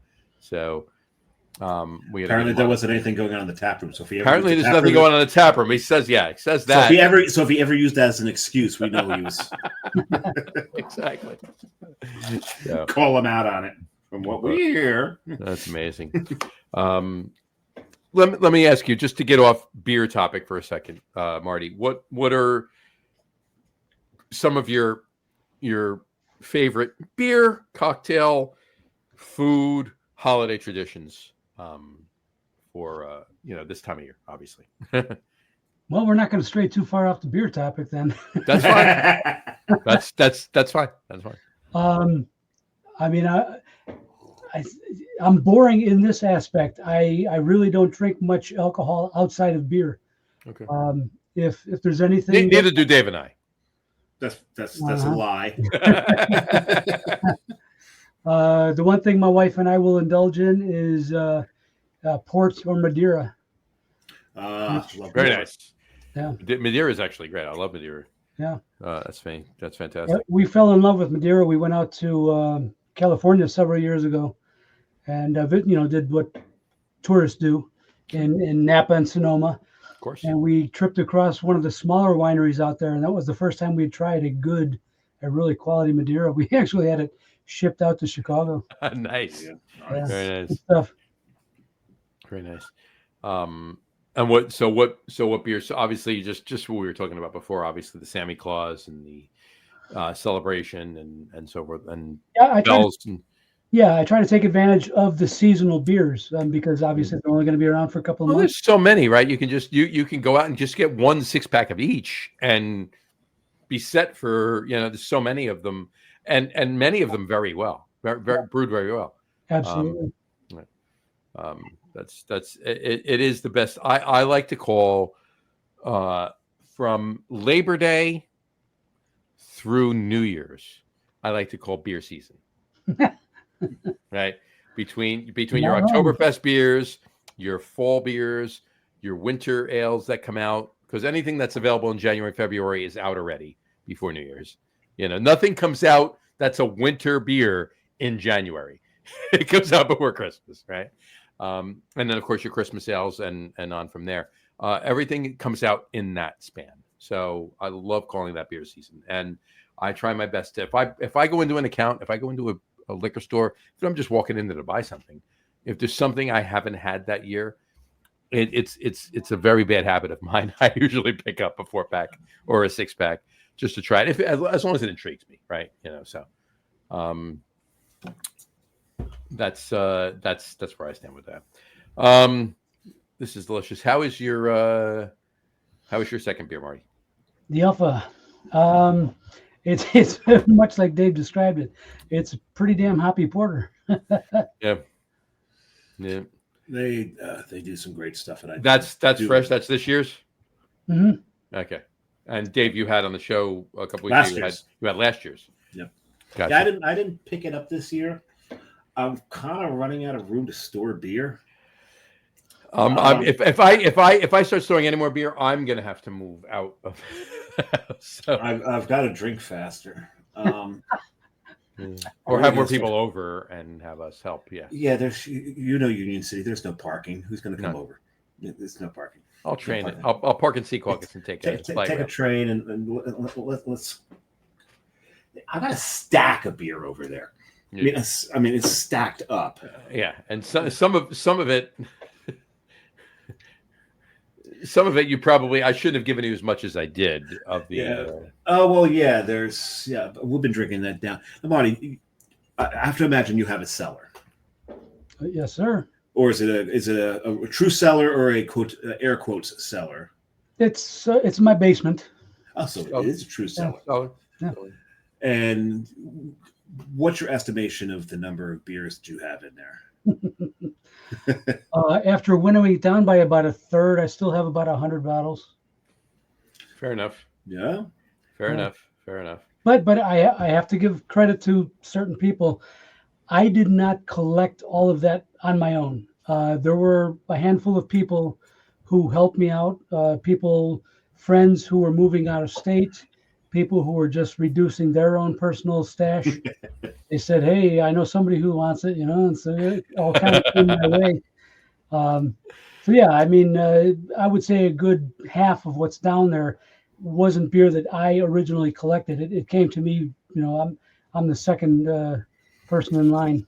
And you were just helping out a friend. Exactly, of course. Of course. Yeah. Well, a friend in need is, Yeah. Right. It's usually a pain in the ass unless they're giving me beer. Well, most of the time they are, though. That's the fact of the matter. So, that's awesome. Yeah, that is definitely awesome. It's amazing to peruse some of those labels. Absolutely. No, I got to say, my cousin Adam and I wrote an article. Marty, I don't know if you're ever familiar in Williamsburg in Brooklyn. Was a bar called Spite and Dival. Not the bar itself. I've heard the name. Right. They've been around for 27 years. Were around. They had been around for 27 years, and the new owners of the building they were in, and they were. I won't wax nostalgic about it or anything or too much or anyway, because we've talked about it on the show. They were part and parcel of.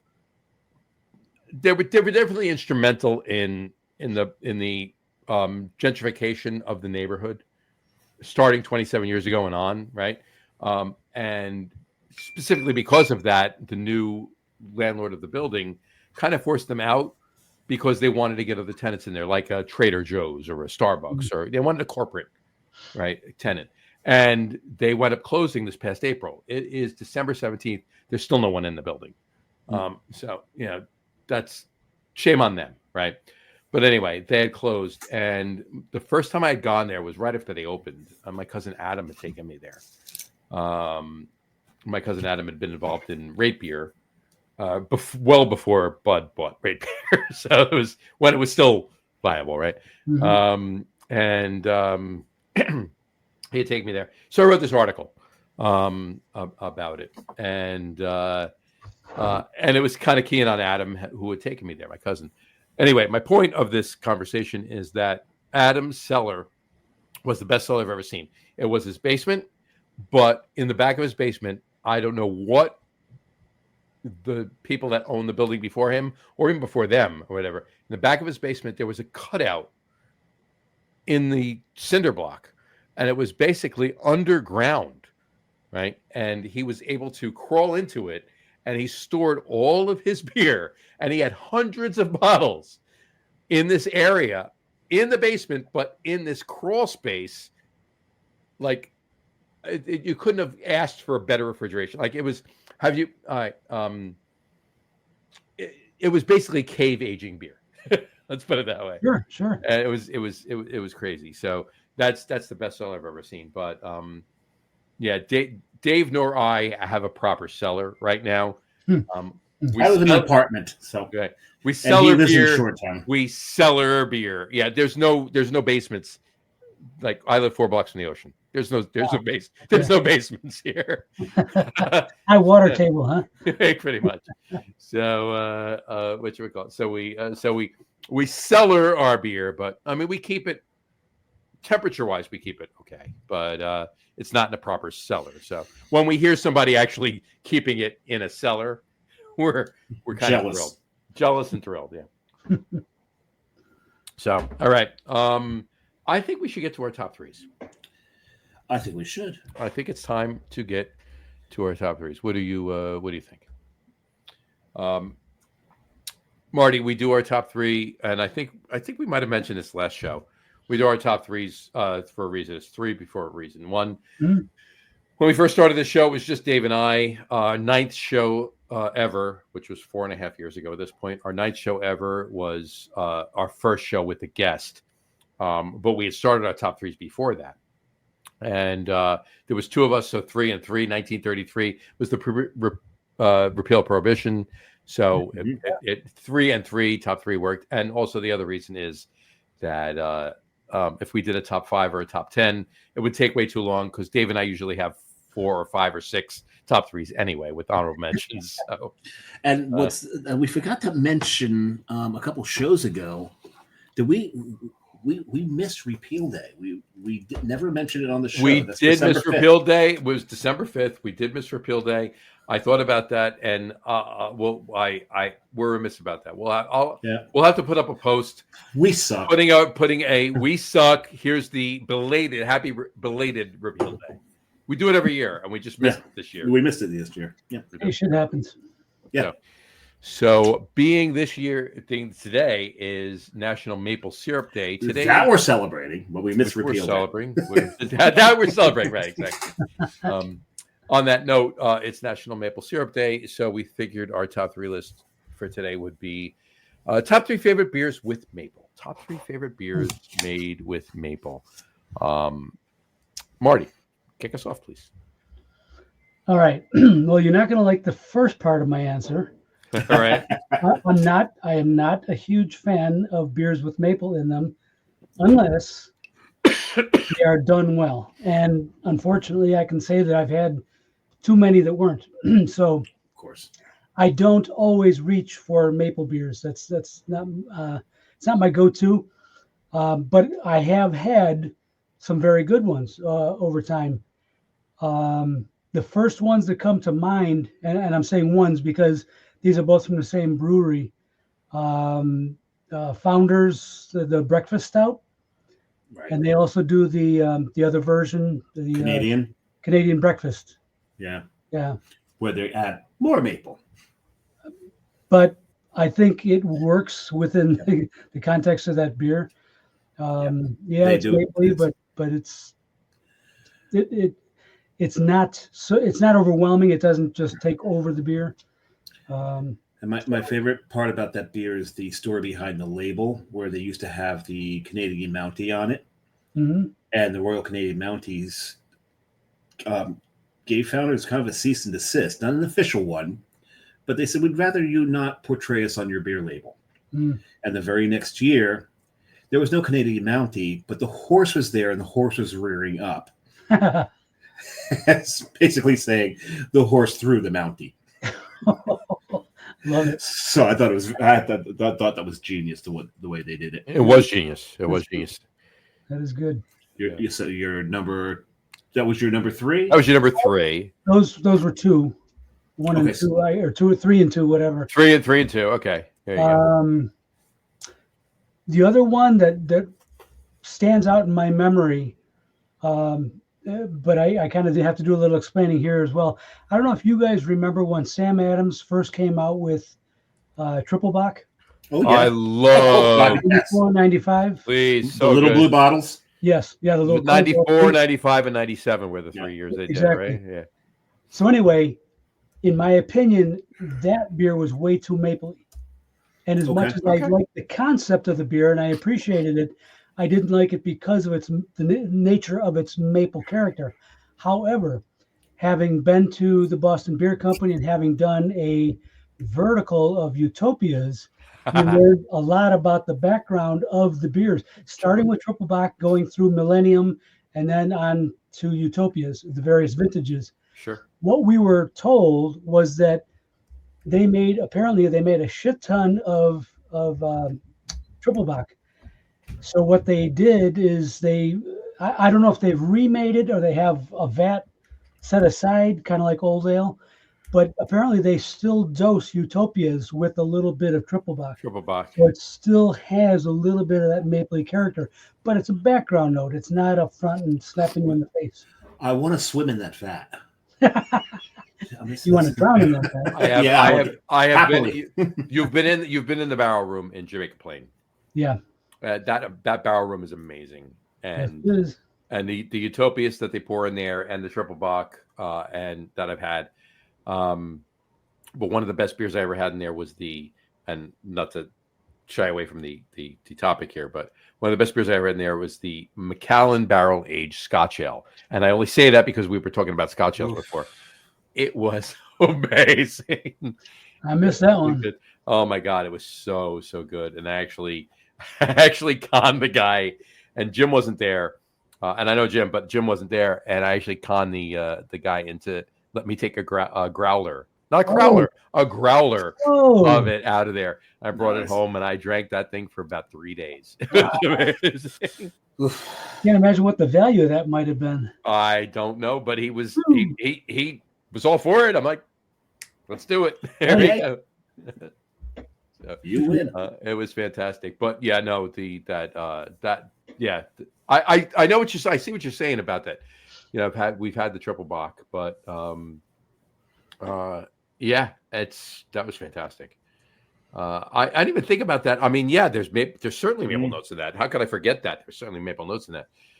It wasn't even a thought in my mind to put it on this list. No, it's crazy. Yeah.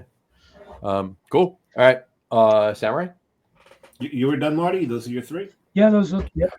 Kentucky Breakfast Stout, Canadian Breakfast Stout, triple bock. I will throw a twofold honorable mention in there.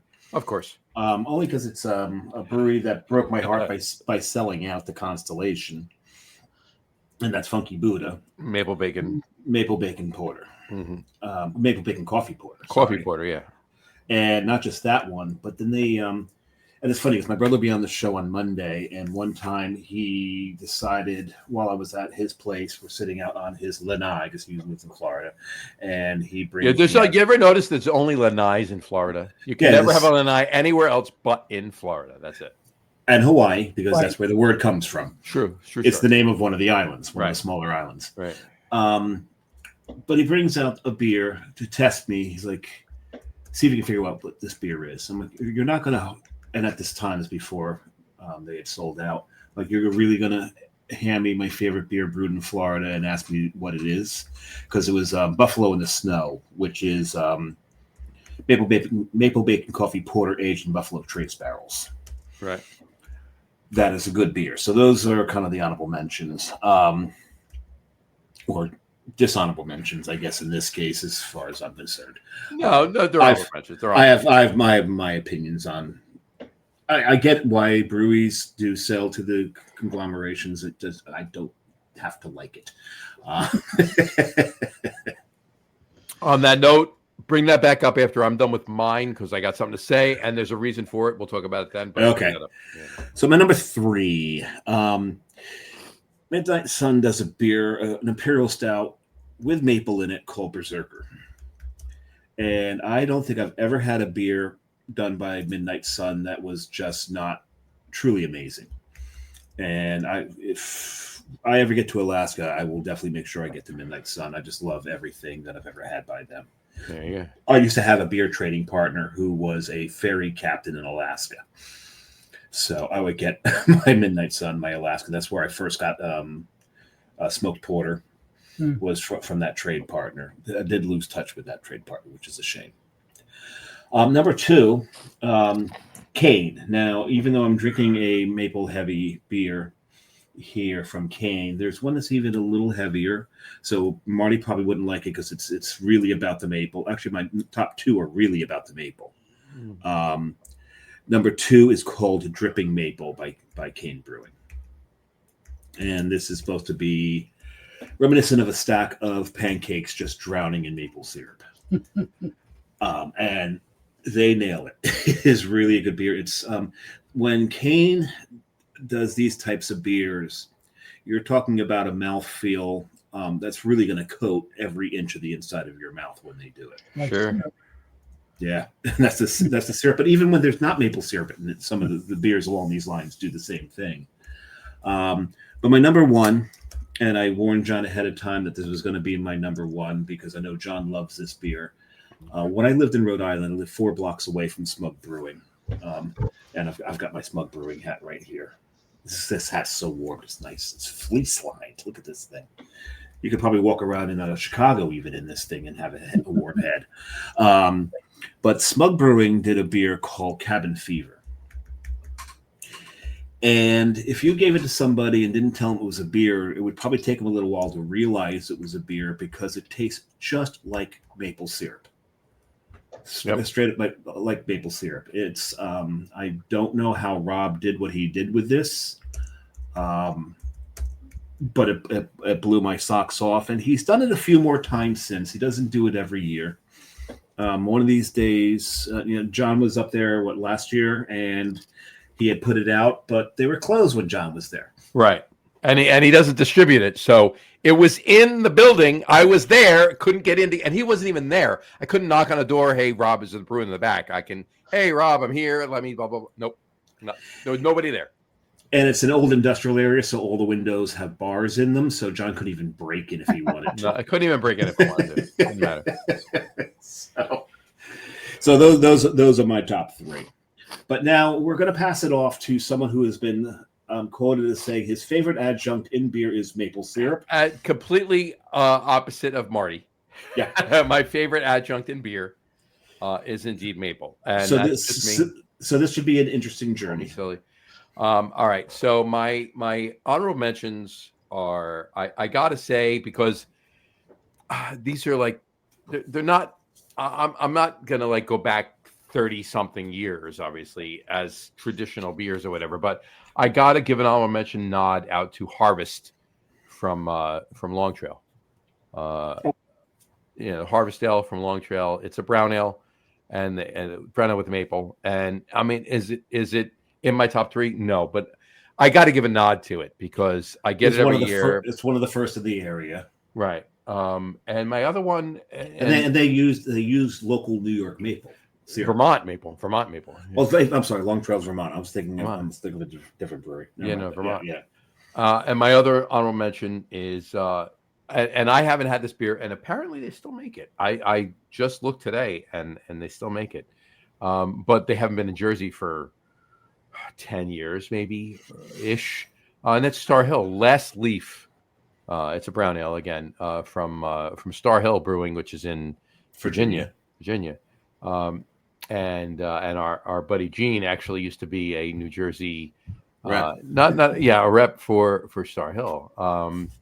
And that's it takes me back.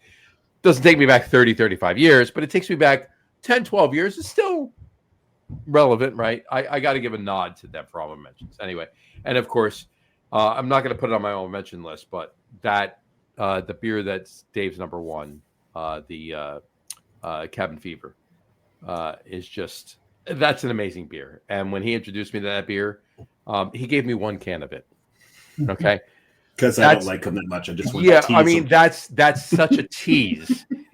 I'd rather him not have given me it at all. All right. So I have this beer. It's gone. I'm like, I want more. No, I can't. I got you more of it later. Yeah, you did. So anyway, all right. So my top 3. Here we go. Number 3 is from Evil Twin. Interesting. Evil Twin, which is basically a contract brewery, right? It's McKellar's brother, all right, if you're aware, and it's Michigan Maple Jesus. The Jesus series. The Jesus series, yes. Michigan Maple Jesus is it's a 12%. It's a 12% stout, and there's just a lot of maple in there, and not a cloying amount. The right amount for a 12% stout, but it was really, really well brewed. Really well brewed. My number 2 is from, and I'm going to stay in the same area, that area, Brooklyn, New York, Grimm Artisanal Ales. And that's Maple Bourbon Barrel Double Negative. And I do believe the last time I had it was at Grimm, and you were there, Dave. And I think I had that too. I think you did. That was a sticky beer. Mm-hmm. It's very sticky beer, but in a good way. Yes. That was fantastic. But my number one is going to be from a brewery that was Dave's number two, and that's Kane in New Jersey. And that's going to be double barrel aged maple syrup, A Night to End All Dawns. All right. Anteed is the acronym for A Night to End All Dawns. That is Kane's barrel aged stout release of the year. Now they do like 30 of them, but that's their main one. Yeah, they do. That's fair. That's the main one they do.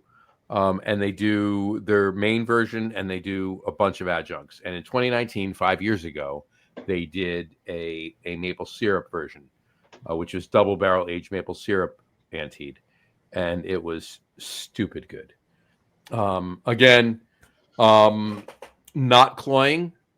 See, that's the other thing too. And Marty, don't get me wrong. I understand where you're coming from. I don't. As much as I like maple syrup, I don't like drinking a cloying beer.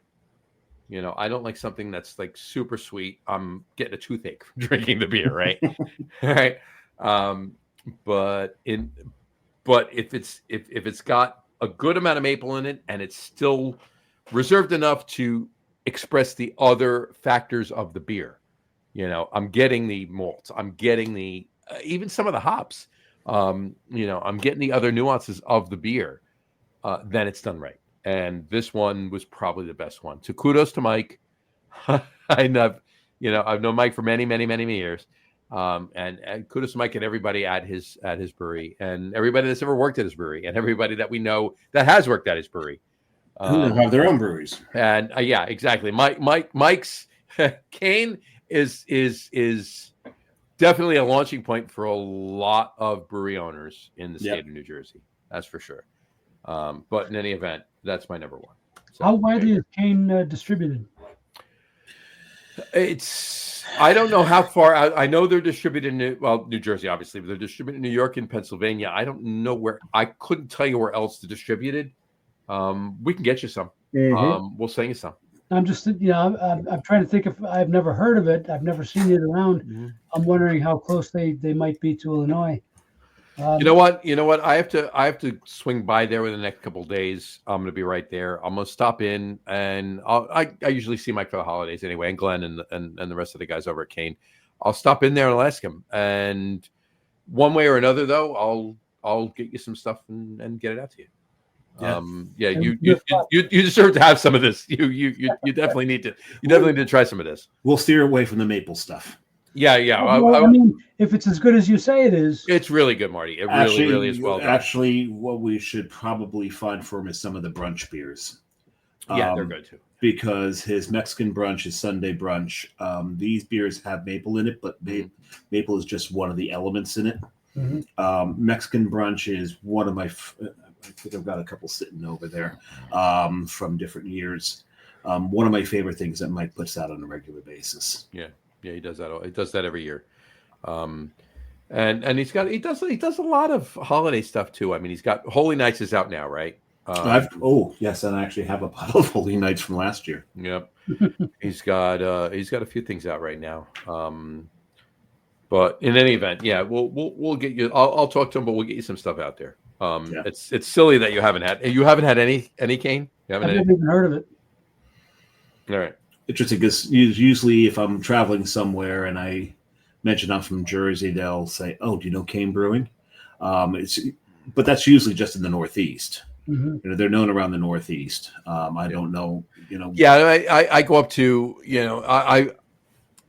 I probably travel in New England a lot more than I travel anywhere else, only because it's easy to get to. If I'm going away for a weekend or a long weekend or whatever, I'm up to Massachusetts or going up to Vermont, New Hampshire, Maine, whatever. And yeah, most of the people up there know Kane. They'll ask me, hey, you know what? Yeah, I haven't had any of your stuff, but I've had Kane, so and that's fine, because I mean, Cane's been around for 13 years now, 13 and a half years now. Same Is as it Carton. I thought it was 14. And No, the thing is, 2011, August. Cane and Carton both opened in August of 2011. and it's funny though because there is one place in Maine you go to whereas the rest of them know Cane, love Cane. There's one place you go and they love their Carton, and that's actually Allagash. Allagash, yeah. Allagash loves Carton. And you know why Allagash loves Carton? Oddly enough, and I don't mean Marty. I'm sorry, I'm keeping you out of like some of the conversations, but which we got one of the guys, and I forget his name. Forgive me, I apologize if he's listening or anybody that knows him is listening. One of the guys that works at Allagash and has been there for many years actually went to college in Vermont with Doug Phillips, who hasn't worked at Carton in 10, 12 years, but when he was at Allagash, brought Carton up there because he knew them, right? Because of Doug Phillips, and they've just loved it since, and it's been crazy. So, but they definitely love them up there, and they love us up there too. Yes, Locker room guys. Yes, there you go. They've been on the show. So, Marty, so what's in store beer wise or anything else food wise, tradition wise for you next week over the next week from now through Christmas for the holidays? We do a very traditional dinner. We don't do anything out of the ordinary. We don't do Thai food or Italian. No fa ra ra. Yeah, duck. You don't get a duck with a head cut off. You don't do that. No, I mean it's usually the usual the spiral ham, mashed potatoes, sweet potatoes. Sure. All the trimmings, all the usual stuff. Sure, and that's on. And I got to ask, that's on Christmas Day or Christmas Eve? Christmas Day. Yeah. Christmas Day. Okay, fair enough. We actually have a little family kind of tradition. We started with our kids. We do build your own pizzas on Christmas Eve. That's really cool. I like that. I do like that. And putting on whatever ingredient toppings you like, and simple. I do like that. I do like that. That's been going for a while. That's a tradition with the kids. Yep. How long has that been going? How old are the kids? Oh, they're in their 30s now. That's what I'm saying. Yeah, mine are. One of mine's in the. Two of mine are in the 30s, but okay. But you still do it. Yeah, I mean, they now have. My son is now married. My daughter has a significant other. So yeah, we just have a lot of fun, play games, and yeah, that's really cool. How about it? Yeah, I mean, yeah, my girls, both my girls, they're my oldest. One's in her 30s, one's close approaching her 30s. They're both getting married next year. 4 months apart. I got 2 weddings. Oh, lucky you! Yeah, shoot me now. Wow, tough year. It's gonna be fun. It'll be good. It'll be good. Can you get a monthly rental on the tux, John? I'm going. Can I sell you this pen? It's a really good pen. Just $350. Yeah, really. 300. I wish I could sell it for $300. Anyway, but in any event, all right. So, Marty, your February. What was the date in February 8th. again? 8th. February 8th. It's the week before Super Bowl. We did that on purpose. What's the day? What's the day of the week? Saturday. It's a Saturday. So it's the day before the Super Bowl. The week before. It's a week. Saturday before. Saturday before. So the Super Bowl is actually on the 16th of February. Sure. Must be. Is it? Let's see. Double check that. I should look this up. Please do. Marty, if you're not aware, I actually do a sports podcast. It's actually February 9th. It's the day. It's February 9th. It's the day before the Super Bowl. Okay. Yeah, I thought it was, but I was like, interesting. All right. And it's the day after my next doctor's appointment. That's actually a better day though. That it's the day before the Super Bowl. That's really cool because there's going to be a lot of people that are going to be, anticipating the beer drinking they're going to do the next day during the Super Bowl, and they're going to be watching that. Yes, and maybe a little pre-gaming going on. Mm-hmm. Marty, I got to ask you, just out of curiosity, football fan? I was until the Bears sucked this season. We're Giants fans, so we aspire to be Oh no, Bears no, fan. no, no, no, no. But here's the thing. Giants fans and Bears fans, back through the 70s, 80s, 90s were very much akin Yeah. because they were the two fan bases that actually loved watching their defense take the field. Yeah. Mhm. Yeah. Right? No other team could say that. But it's like our offenses were there. Our offense's job was to not lose the game. In the 80s, Chicago's offense was on the field. Who are we watching? Refrigerator Perry coming No. in. We're watching Walter Payton. That's who we're watching. Yes. Oh, sweetness. We're watching Sweetness. Okay. Giants offense coming on the field. And there's a few things we're watching, but who are we really watching? Rambo. We're watching Mark Bavaro. Yeah, oh, yes. Yeah. And that's a jersey I do have. And I think it's so fitting for this conversation that the 85 season Super Bowl champion is the Bears and the 86 season Super Bowl champion is the Giants. So, I mean, it works out well. And those two teams were the epitome of the linebacker era. Mm-hmm. Yeah. 100%. Right? Yep. Mike Singletary was one of the smartest men to ever play the game. Not so much one of the smartest men to ever coach a team. To play. And I feel bad because I really love Mike Singletary. Don't get me wrong. I say that in jest. I feel bad for him and what happened in San Francisco, but he was amazing when he played. Yeah. Well, you've got a guy who was undersized, under speed, but he was always in that hole. Mm-hmm. He always knew where to be because he could read an offense. Mm-hmm. You had no smarter player on the field than Mike Singletary. Fair enough. Really appreciate him. Marty, on that note, Super Bowl, not winner, but Super Bowl, the game, AFC, NFC, prediction. Who's in it? Couldn't tell you. Couldn't tell you? I hope the Lions make it. That's all I can say. Fair enough. Wow, that's big of you. That's really big of you as a Chicago fan. Yeah, you know what? I'm telling you, I'm not a Chicago fan. Anymore. I'm rooting for the Lions. I know they're underdogs. They're doing well this year. I know they're plagued by injuries at the moment. Yeah. But I would really like somebody from, the NFC. NFC North, yeah. Somebody represent the Central. Obviously they haven't been there before, so it's time. I'm with you. I mean, the Giants have been out of it since week 3, I think. But preseason, yeah. But spring. But I am my grandfather back in the 20s was bet in grammar school. Was bet by a friend of his who my grandfather liked baseball, but he didn't have a team per se. And a friend of his was a Yankee fan. That the Yankees that day were playing the Tigers, and his friend bet him a nickel or whatever he bet him. It was the 20s, right? So he bet him whatever he bet him that the Yankees would win the game. And my grandfather said, "Sure, I'll take the bet." And the Tigers wound up winning the game. So from that day forward, Detroit anything was my grandfather's team. And this is North Jersey, right? I mean, this is North Jersey. Yeah. He could have been a Yankee fan, Giant fan, blah blah blah blah blah, right?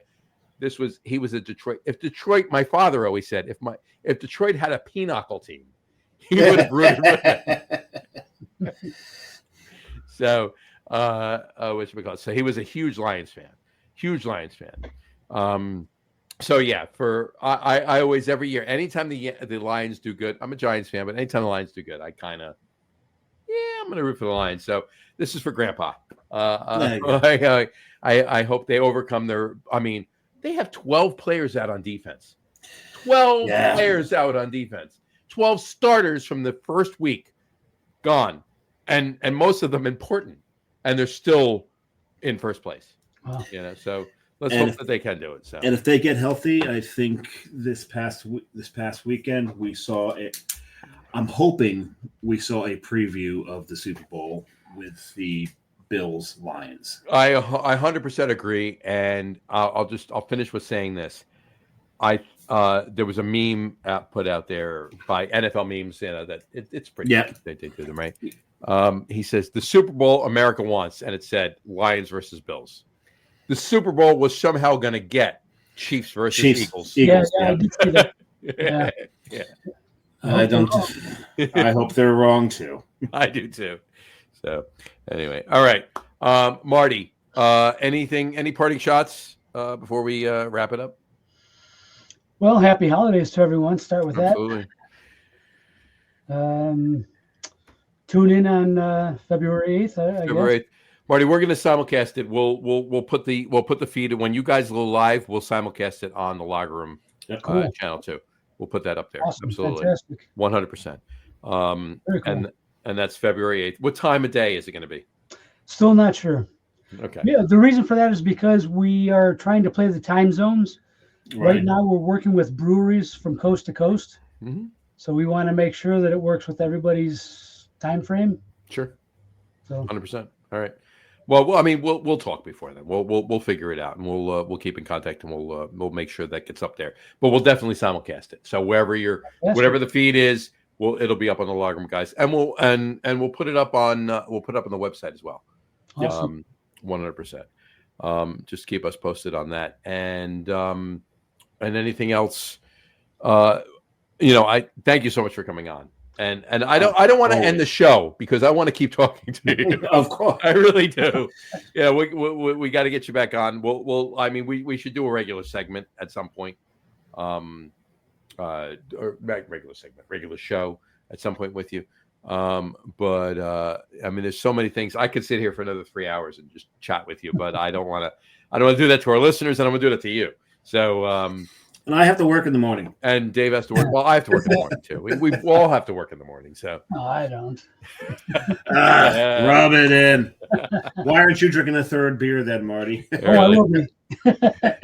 By the way, what will that third beer be, Marty? Well, if the Santa Claus was chilled, I would, but no, it's not. It's not. Got to remember what I have in the fridge. I just want to tell everybody, and I'm only going to say this one time on this show anyway. This maple jacket, and specifically speaking of the 2021, but for that matter, I mean, I've had straight jacket before, and I've had other iterations of the barley wine from Revolution. This is ridiculously good. Like I can't even begin to explain to you how well this is made. This beer right here, this 12-ounce can. Is amazing. So if you have the opportunity to buy any, if you're in Chicago, when you go to any of the, just the name just escaped me. What's the Marty? What's the big? It's not a chain, but they have a few stores in Chicago. The big craft beer. You mean Binny's? Binny's. Yeah. There's like 28 locations throughout Chicagoland. Yeah, Binny's is it's crazy. Yeah. If you're there, anywhere else, honestly, anywhere you can find this, anywhere you find maple jacket, if you have any liking to maple whatsoever, get this beer. If you have any liking to barley wines whatsoever, because the maple is not overpowering, it's just it's there and it's really well done, get this beer. It's so good. Well noted. Revolution owes you a check. I'm going to call Doug tomorrow and see what we can do. So. They don't owe us a check. They owe us to show up on the show. Yeah, just Doug, just come on the show. I don't need the money. Just come on the show. We're good. You're not tied down to the tap room anymore. So this is true, and I feel really bad for that. I do too. I'm joking about it. That was a cool space. And again, Marty, obviously you've been there. It wasn't a big tap room either. It was small. No, not at all. It was very. It was probably smaller than 3 Floyds that we talked about before. Probably. Yeah, it really was. Wow. Yeah, it's tiny. But it was really probably no death metal. It was no death metal. No, it was really quaint, and it was really. There was a bar that went along the wall and along the other side, and there was a middle section that you just sat at. There was nobody behind it, but it was bar height. And there was another wall. There was another wall. There's and then the front. It was very small. It was very small. It was very small. It was very small. But it was very quaint. It was really cozy, and it was a really cool tap room. So, but yeah, I mean, Marty, maybe you don't know. Do they still own that building? That I don't know. All right. I'm just curious if they just gave it up, because I don't know if they owned it or they rented it, or whatnot. I'm assuming they own where the production space is. Question for Doug. Yeah. So I'll ask Doc.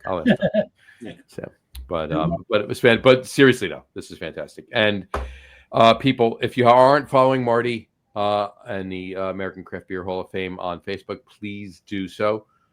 Check that out. We're gonna I'll post up either tonight or early tomorrow morning. We'll post up the links to all of that on the Facebook page. So if you're listening to this after the fact on any of the podcast channels, go to our Facebook page, click the link, and get to his page, and follow the American Craft Beer Hall of Fame and Marty for that matter. And check out everything they're doing because this is amazing. And then of course, February 8th, we'll simulcast it. We'll post it up, so it'll be live on that as well. Cool. All right. Appreciate it. No, appreciate it. We appreciate you. Kidding, Marty? Yeah, absolutely. All right. Marty, thank you for coming on the show. We seriously appreciate it. Stick around. We're going to talk to you for a couple minutes before we sign off. But on that note, we will wrap up the show for today. We want to thank everybody for watching. And for those of you just listening to the audio podcast, thank you for listening. Don't forget to visit our website, www.lagerroom.com. That's LAGERROOM.com. And please remember, like us and follow us on all of our social media, Facebook, Twitter, Instagram, and of course, our YouTube channel. All of them are at The Lager Room. Remember, we go live with the video podcast on Facebook, YouTube, X, and Twitch every Tuesday night around 6:30 p.m. Eastern Time. Except for the next 2 weeks. Except, I was literally about to say that. Except for the next 2 weeks, they'll be on Monday nights around 6:30 p.m. Eastern Time because Tuesday nights are Christmas Eve and New Year's Eve, respectively. And for those, we've already have a reason to drink on those nights. Well, that's a given. And people, the only reason we did the show was to give us a reason to drink on Tuesdays. Right, exactly. So people are full disclosure. Well, in the interest of full disclosure, right. Next Tuesday night, oddly enough, I can drink Tuesday afternoon, and then I have to slow down a little bit because I'll be like 35 minutes away from home on Christmas Eve, and I got to drive to home at some point in the evening. I'm sure there's a floor somewhere that will accept your prone body. No, there is, but I got to get home at a certain time, so it is what it is. But anyway, and for those of you who just want to listen to the audio podcast, you can do so on our audio host, Spreaker, as well as iHeartRadio, Apple Podcasts, Spotify, Odyssey, Audible, Google Podcasts, Amazon Music Podcasts, TuneIn Podcast Addict, Castbox, Deezer, Podchaser, Listen Notes, pretty much anywhere you can find an audio podcast, you will find the Lager Room Guys podcast. And if you haven't done so already, please subscribe to one of those feeds and you will never miss a show. Again, thanks for following along with us. Have a great rest of your week. Have a wonderful weekend, Marty. Once again, thank you so much for coming on the show with us. It's been amazing. It's amazing every time you come on the show with us, but this particular holiday show has been amazing for me with a lot of the nostalgia and everything else we discussed. So I do appreciate it, as does Dave. Of course I do. Of course you do. Anyway, thanks for following along with us. Have a great rest of your week. Have a wonderful weekend. Drink a lot of beer responsibly. Drink a lot of beer, but drink responsibly. Actually, you can cut that down. Just you can do that. You can do that. Cut out those two middle words. Yeah, I like that. Cut it. But you just take the butt drink out, and you're good to go. Yeah. Drink a lot of beer. Butt drink. Butt drink. That's butt drink. Drink a lot of beer responsibly actually works much better if we do it that way. Anyway, and we will talk to you next Monday night, folks. Christmas Eve, with our Christmas week show, and we will talk to you then, folks. Take care. Cheers.